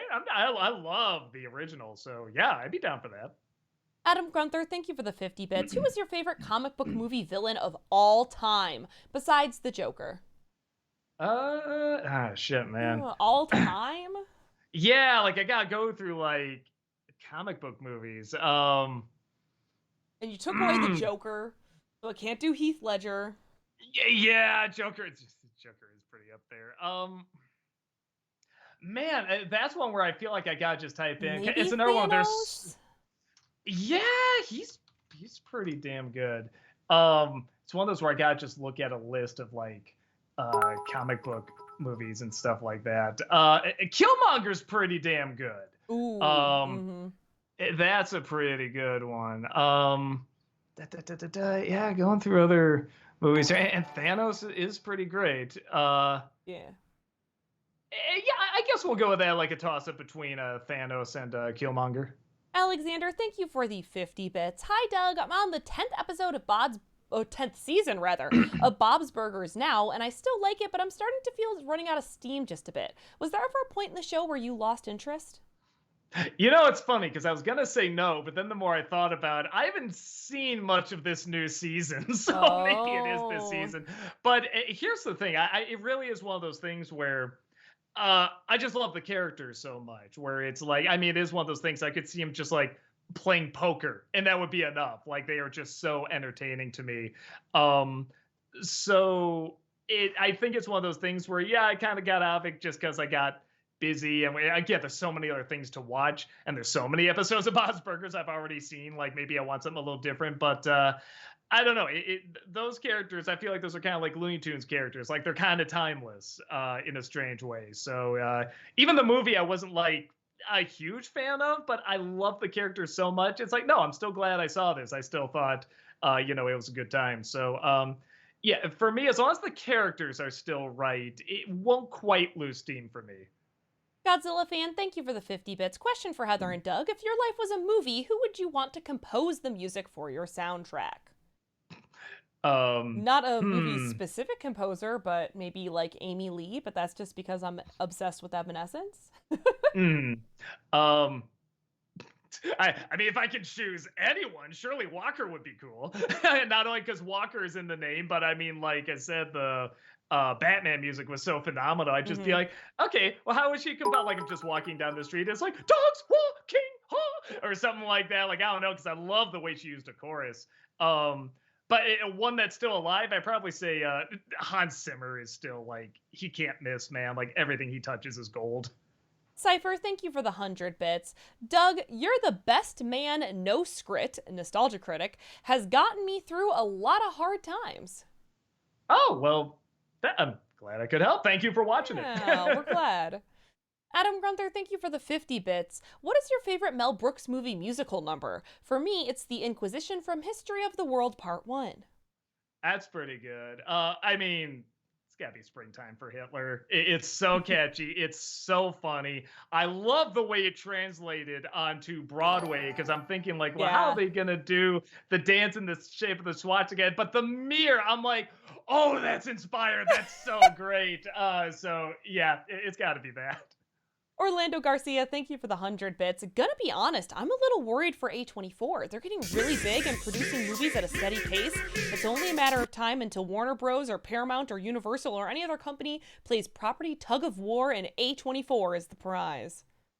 Yes and no. You know, it's funny because I do like A24, definitely, but it is one of those where it's got a type now, Mm. and I would like to see something step a little bit more outside the box. Like some, even though I didn't see it, I hear it's very good. That was it Marcel the Shell, Oh yeah. whatever. Hmm. Like that's a little different. It's still weird, and you hear it's A24. Yeah, okay, that makes sense. But it's like that's mixing things up a little bit. I wouldn't mind, something like I hear they are doing that.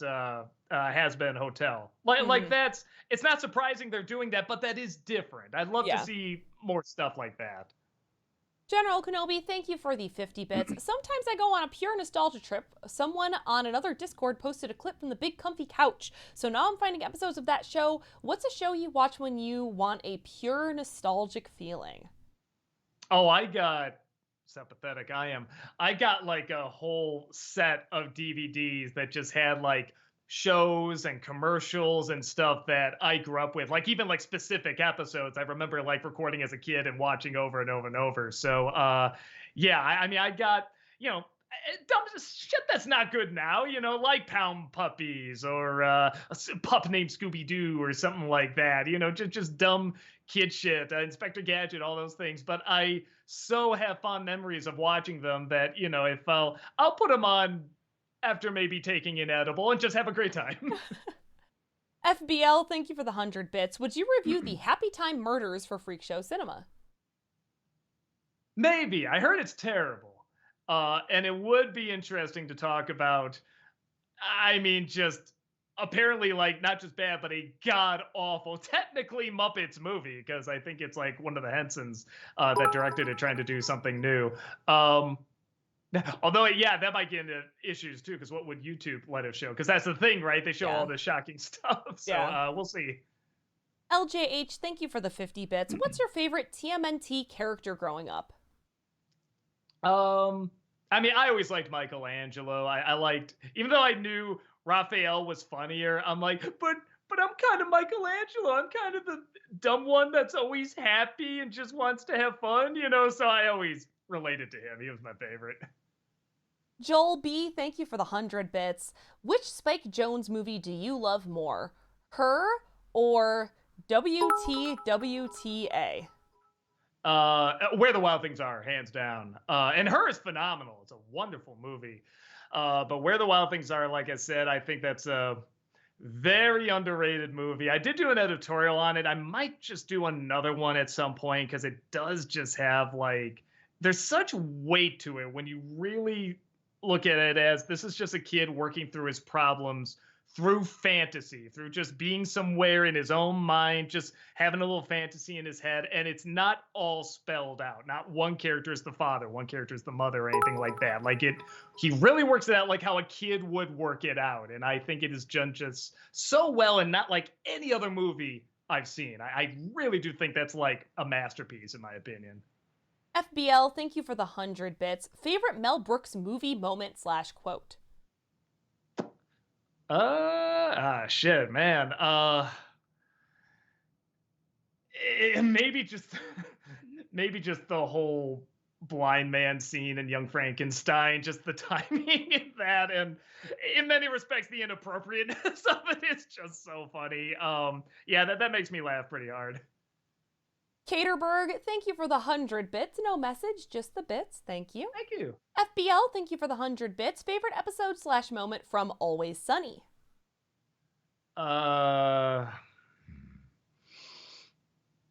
I liked I liked this recent one where they went to Ireland, because I found out we were actually there when they were filming. Oh, really? We were in the same towns and everything, and we missed them, and it was just Wow. like, oh my god! I mean, not that it would matter. We won't be able to get close to them or anything, but like in the intro when they're driving by, it's like we've been there, we've been there, we've been there. Holy shit!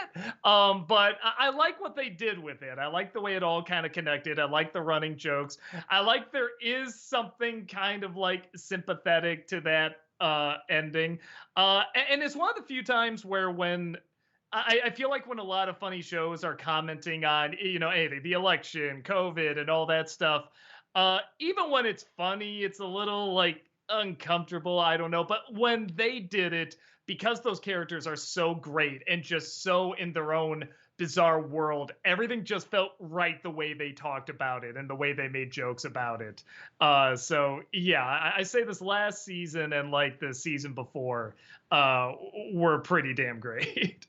LJH, thank you for the 50 bits. Dumbest movie or TV show twist?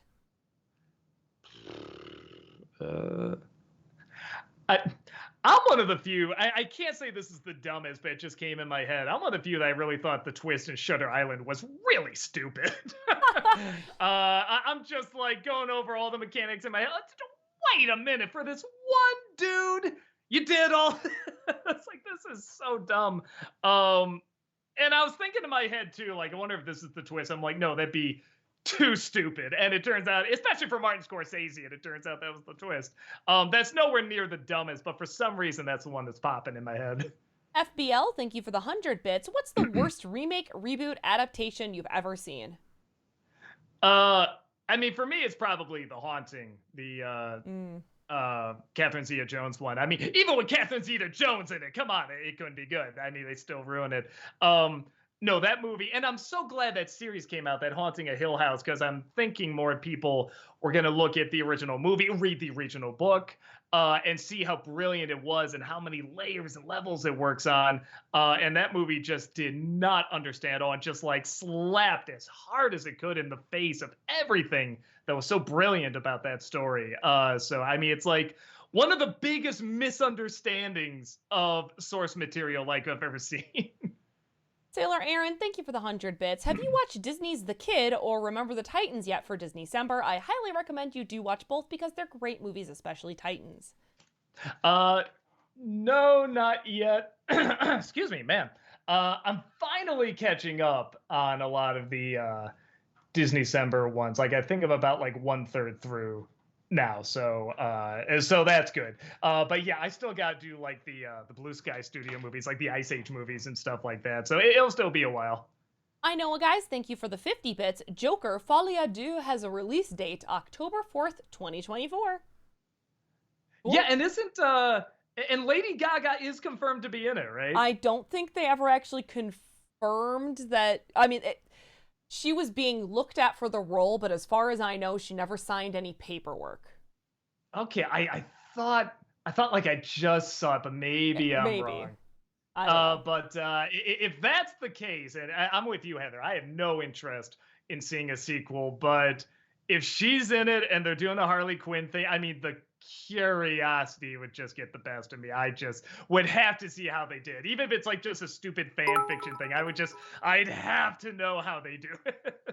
Strider for Life, thank you for the 50 bits. Loving that shirt, Doug. It looks cool to wear when you've had some good weed. I love the way you said that like you were going to say some kind of code. It looks good after you've had some good weed. It's like, yeah, no, there's no code in that. It's just straight up weed. It's just weed. Yes, and it was funny because the person that I got this from is in this candy store, and she did recognize me. So she's like, well, then you know why I'm getting this shirt. Honest reviewer, thank you for the 50 bits. Shrek Quadrilogy versus Kung Fu Panda Trilogy. Oh, the Kung Fu Pandas, by far. That's like a pretty damn complete trilogy. I think the third one has some shaky moments, but it's like there's no bad movies in that, and it's just really, really well handled. LJH, thank you for the 50 bits. I got through watching a bunch of Miyazaki movies for the first time, my top 5 being Spirit Away, Nausicaa, Kiki's Delivery Service, Princess Mononoke, and Castle in the Sky. That's a solid top 5. Yeah, no, they're great, aren't they? And is it Fathom Events? Somebody does big screen releases of them. The Ghibli Fest. They do yeah, every year. Ghibli Fest. And it's worth it because those movies look wonderful on the big screen. FBL, thank you for the 100 bits. Was there any joke from a movie that you remember not getting as a kid, but that you appreciate now? For me, it's the "you've captured their stunt doubles" joke from Spaceballs.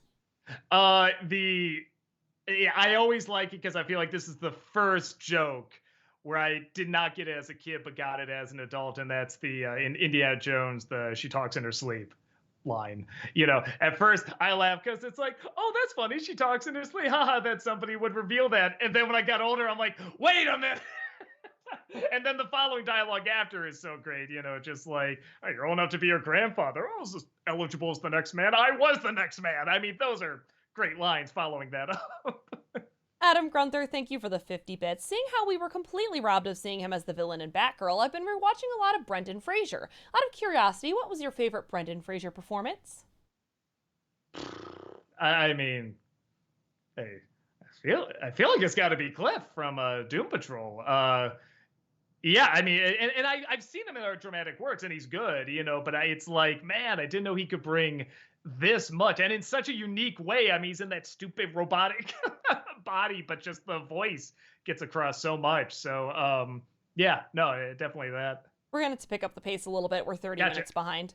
Adam Grunther, thank you for the 50 bits. What are your thoughts on Michael Winslow? Do you find him annoying? I haven't seen him recently. I thought he was fine in Police Academy and Spaceballs and stuff like that. But I'm sure he's great as a stand-up in terms of I don't think I've seen anything of his for maybe 20, 30 years. So I don't know if I'm the guy to ask. I know, guys. Thank you for the 50 bits. You're reviewing The Rock next week, are you? No. Godzilla fan, thank you for the 50 bits. Would you review any Rob Schneider solo movies like Deuce Bigalow or The Animal? I probably should. I don't think I've ever ripped into a movie of his, and I don't think I've ever even seen any of them, so I should. Orlando Garcia, thank you for the 100 bits. You know what I think is an underrated visual gag? When the only part of a character that's in focus is their big fat stomach. Trailer Park Boys did that a lot, and it was always gangbusters.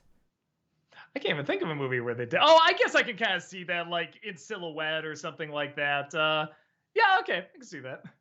Adam Grunther, thank you for the 50 bits. Do you think you will ever do the Cartoon Saloon movies for Freak Show Cinema? They are incredible films, yet you never hear anyone talk about Wolfwalkers, The Breadwinner, or Secret of Kells. No, I don't know. I don't know if they'll qualify for Freak Show Cinema. That would give me a good excuse to talk about them. We'll see.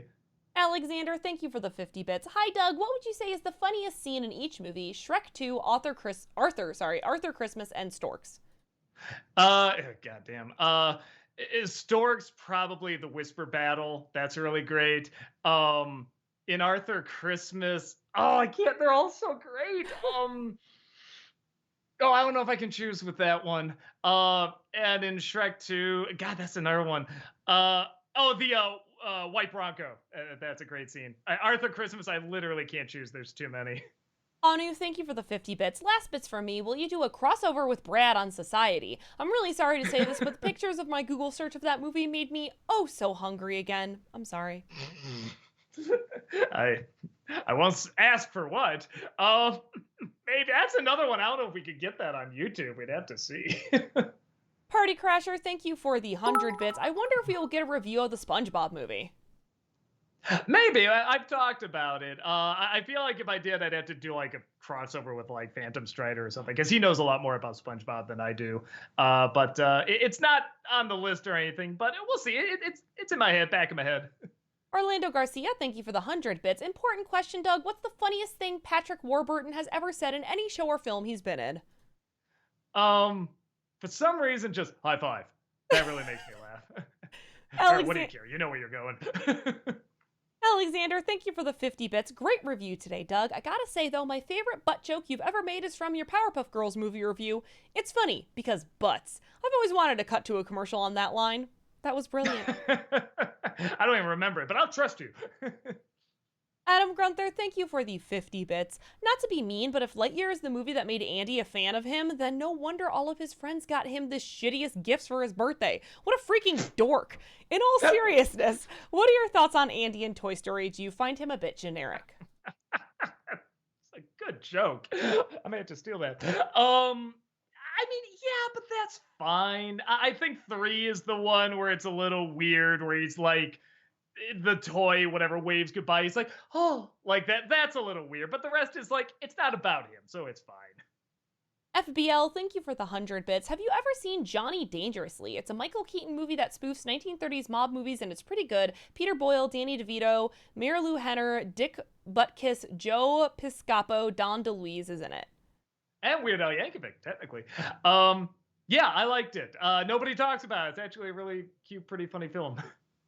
Orlando Garcia, thank you for the 100 bits. I really wish labels weren't so protective with their rights, because I really think Led Zeppelin's The Song That Remains the Same would make for a good Freak Show Cinema episode.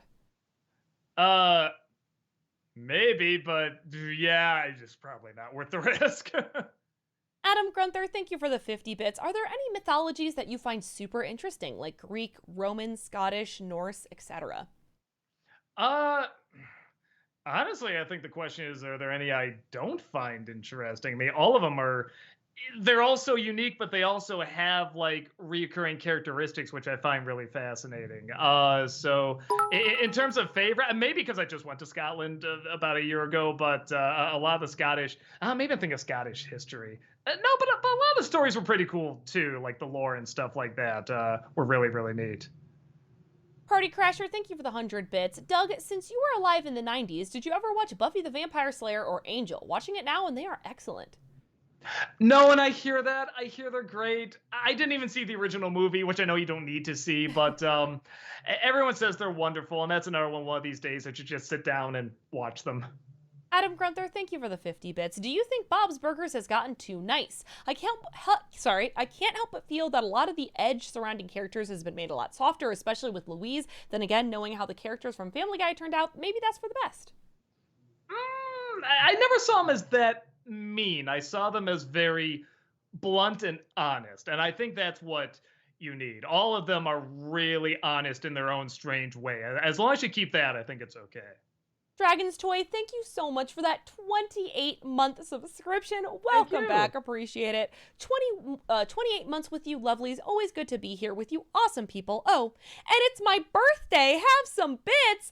Hey. Dragon's Toy, happy birthday. You wonderful, amazing human. Why are you giving us bits for your birthday? Here, have them back. Dragon's Toy, thank you for the 1,000 bits. Stop it. Happy birthday. I know, guys. Thank you for the 50 bits. Have you seen Everything Everywhere All at Once yet? I still love that movie. No, and everyone says it's great. I just saw it this weekend, Doug. You would love it. Is it still on the big screen? No. Well, okay. They brought it back last weekend. July 29th, they brought it back. Yeah, I'm going to see if I can see it on the big screen, because everyone says it's a good big screen movie. Orlando Garcia, thank you for the 100 bits. Kind of confusing question, but imagine that there's a movie titled The Whole Shebang. What's it about? Holes.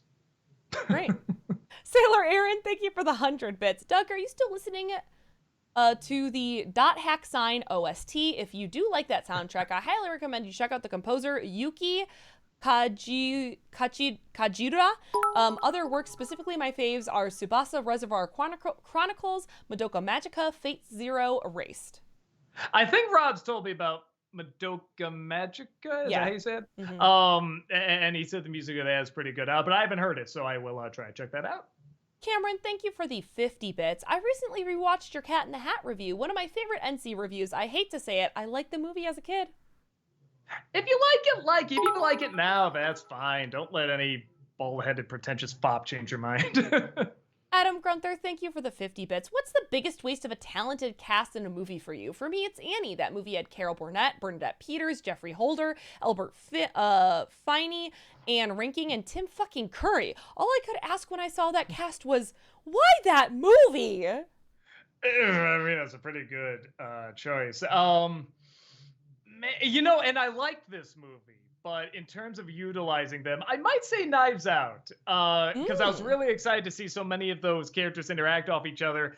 And again, that's kind of the joke, is that they don't much, and that's a good joke. But I still really wanted to see them interact off each other and have a lot of screen time. You know what I mean? Yeah. I don't know if that's the biggest, but it's popping in my head. Joel, thank you for the 100 bits. Hi, Doug and Heather. You guys rock. Just wanted to know your opinions on one of my favorite thriller movies, The Gift, with Joel Edgerton. I think that's the one I'm thinking of. I think it came out. So I just want to make sure, because there's a couple different Gift movies. The Gift. Yes. I loved it. I thought it was brilliantly put together. I hate the title. I really wish it was just called, the character's name was Gordo or something like that. I wish it was just called that, because The Gift is so generic and there's a million The Gifts. But yes, it's very, very good. Alexander, thank you for the 50 bits. There was one joke in the Cat in the Hat movie that made me laugh a bit. The cat says, I have two solutions. One involves a series of shots painfully injected into your abdomen and kneecaps, and the other involves a musical number. To which Sally says, how many shots? To which, rather, sorry. All right, actually, written, that's not bad. That's not a bad joke. The Steam Lord, thank you for the 50 bits. Favorite Adult Swim show? Mine is Aqua Teen. Oh man. I mean, does it even count the animes or whatever? Oh, you know what? Home movies. I love that show. I love those characters. And it's some of the people that made Bob's Burgers. So there you go. Aka Whale, thank you for the 50 bits. Have you seen The Boys TV show? If so, what do you think about it? Excuse me. I'm about halfway through season 3, and I really like it. It's funny because I had some issues with some of the satire this season, but that's why you wait to see the whole thing because a lot of it, I'm like, oh, that's why you did that. Oh, that's why you're making that choice. Okay, all right. So I am really enjoying it. Joel, thank you for the 100 bits. Favorite Flanders moment in The Simpsons? Mine would have to be, I can't, it's a Geo. I like it's like I'm wearing nothing at all, and Homer sings "Stupid Sexy Flanders." That's pretty funny. Strider for Life, thank you for the 50 bits. Did you see the New Zealand deck commercial? It's pretty funny. Yes, that is very, very. So, is that a real commercial or is it a pair? Because it's shot like a parody. Mm. But either way, it's very, very funny. Party Crasher, thank you for the 100 bits. Doug, I was just thinking of The Mandalorian. To be honest, I think the show is bland and generic, but I have a recommendation for the Lone Wolf and Cub series, which inspired The Mandalorian. It's a great 70s samurai action movie. Or cinema. I should, yeah, I should see that because I know, and Bob's Burgers also referenced that too. I should check it out. I get when people say Mandalorian can be a little boring. I get what they're talking about. It's the cliches that really draw me in, though, and I like that slow moving stuff in that kind of environment and with that setup. So, but I get what people say when they say it is very slow moving and stuff like that. But I dig it. All right, cool. We got about 5 minutes here. Nice. For Okay. some highlighted messages. Woohoo! Alrighty. Jalon Palm says, would you and the channel Awesome Crew ever be open to going on tour? I mean, I feel like doing cons is kind of our tour, and Right. we did one or two. We did one or two events in Chicago too, where we do like a we premiere a review and stuff like that. But yeah, I don't know. Again, part of it is just getting older. It's hard to move stuff around and everything. Even doing a con can be a little tricky because I gotta move so much stuff around. But yeah, I feel like conventions is kind of what fills in the spot for that. Cameron, thank you for the 50 bits. We all know Doug's thoughts, but Heather, what are your thoughts on The Grinch 2000? I don't love it. I know a lot of people who were obsessed with it, and I was like, we get it. Jim Carrey's gonna Jim Carrey. Like, I think part of it, though, too, was it came out at a time when, like, I was in middle school, so, like, I wasn't gonna like that. You know what I mean? Like, I was 13 and edgy, okay? My brothers liked The Grinch, not me. So, like, now I can kind of see the charm, but it's not my favorite. Well, you're above me, man, because I can't. I still hate that movie. Godzilla fan, thank you for the 50 bits. Thoughts on True Lies, and will we ever get a review of it? Once we get a Blu-ray, maybe. That's one of the few movies that doesn't have a Blu-ray release. And there's does The Abyss, for that matter, weirdly, because those are beautiful movies and would look amazing on Blu-ray. Maybe with the next Avatar coming out, they'll do that, because that's really bizarre. And they're not good transfers either on DVD. But I love True Lies. I think it's really funny. It's entertaining. It's one of Schwarzenegger's funnier roles. Even Curtis, I mean, who's already naturally funny, is one of her funnier roles. So yeah, no, I think it's a very entertaining movie. Orlando Garcia, thank you for the 100 bits. Last bits for tonight. Doug, just wanted to let you know, I still remember your top 11 villain songs. Here we go. Number 11, You're a Mean One, Mr. Grinch. Number 10, Shiver Me Timbers. Number 9, Friends on the Other Side. Number 8, Pretty Woman. Oh, wow. Well, okay. I'm glad you remember the first up to 8. You don't need to list the rest. But thank you. R Red says, I read in a YouTube comment that there's a reason for the crappiness towards 80s series and Turtles Forever. Some fan of the 80s series whined and sent threats to the 2003 Cartoon Network to make the show more like the 80s cartoon. For which one? Turtle? Oh, sorry. Turtles Forever. Okay, that was the crossover, I thought. Well, I talked to somebody who worked on it, and he said that, I forget, Laird or whoever was still running it then, at the time, had kind of a bitterness for the original cartoon. So he was really down for making fun of it and not pointing out many of the faults of the current cartoon, which I heard the current cartoon at the time was fine. But that's one of the reasons there was kind of a really harsh reaction to it, to the original cartoon. But I still had a good time with it. I still thought it was fun. I don't mind jokes. I was more, why aren't you making fun of the new cartoon? Especially if they kept saying shell. What the shell? What the shell's up with them? Like, you're not gonna make a joke about that's the only like quote swear word you use all the time in those. TCL Coda, thank you for the 50 bits. What do you guys think of the movie Bohemian Rhapsody? I know a lot of people liked it, but I think it's really boring. Raimi and Live Aid are great. Or Rami? No, sorry, Malik, sorry. But they don't excuse making a Freddie Mercury movie boring. I get why some people don't like it.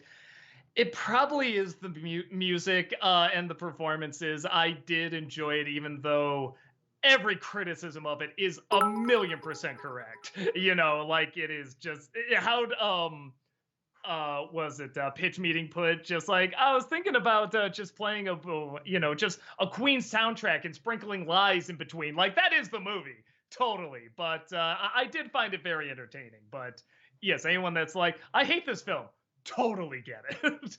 Reminder, guys, we are supposed to end stream in 2 minutes. We've all of a sudden got like 6-bit messages that just flooded in. Oh, shit. Okay. Orlando Garcia, thank you for the 100 bits. It's the continuation of the rest of your top 11. Okay.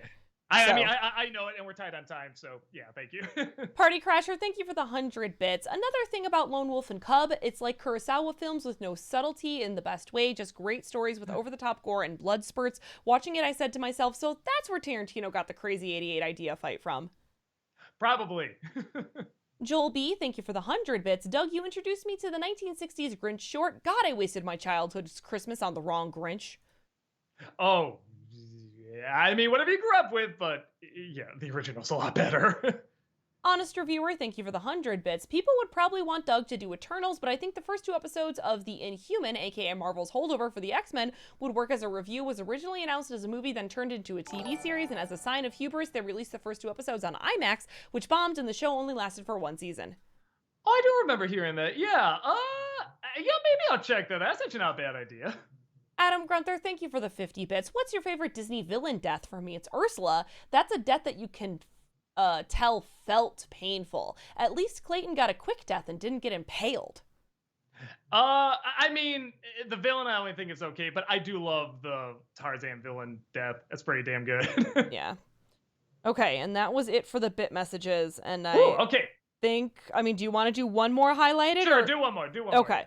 Lord R. Wolfen says, hello, Twitch Queen Heather. Have you seen the Pokemon Presents stream? And if so, are you excited for Violet/Scarlet?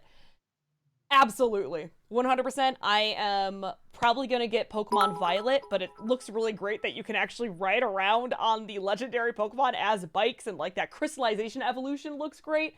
I'm excited for Violet. Party Crasher, thank you for the 100 bits. Technically, we're supposed to be wrapping up here, but speaking of the 2003 TMNT, it's probably the most accurate representation of the OG comic sometime, almost panel for panel. Yeah, it's another one I should check out sometime, but whenever that sometime comes, you know what I mean? Yeah, 100%. All right. Well, thank you, everyone, for joining us here today. We really appreciate you being here. As we've been alluding to, the schedule is a little different this week because of C2E2. So Tamara will still be here tomorrow at 3 o'clock Central Time. But then we do not have stream on Friday. Neither Malcolm nor Doug stream in the evening because we will be at C2E2. And actually, during both streams, we already have, we have panels going on. So if you're coming to C2E2, we've got the Q&A in the afternoon, and then the movies everyone disagrees with you on in the evening on Friday. Saturday, there will also be no stream on Saturday because we will be at C2E2. And also next Monday, there will be no stream because I'm going on a camping trip with my family, so no one's gonna be there for me. On that note, I forget, is there a stream next Wednesday? Week? I don't think so. Okay, so keep that in mind. We might not be here next week, but I think Friday we might be back. I think we might be doing a game. Not next Friday, but the Friday after, yeah. Yes. So not this coming Friday, but the Friday after we'll have a new game. I'm back in town by Thursday. Yeah. So we'll have that going too. Okay, awesome. I'm trying to see, is Tamra on right now? Chat, does anyone know, is Tamra live? Can we raid Tamra? Did she cancel her stream? Is she live? I'm trying to figure it out. Let me know, chat. I can't see it on my app, but I don't know if she canceled. Nope. Okay, great. All right. Well, thanks. Thanks, Wayflow. Appreciate you. All right, everyone. Thank you so much, and we will catch you later. Bye. Bye. Goodbye. Goodbye. Goodbye. Thank you. Goodbye. Goodbye.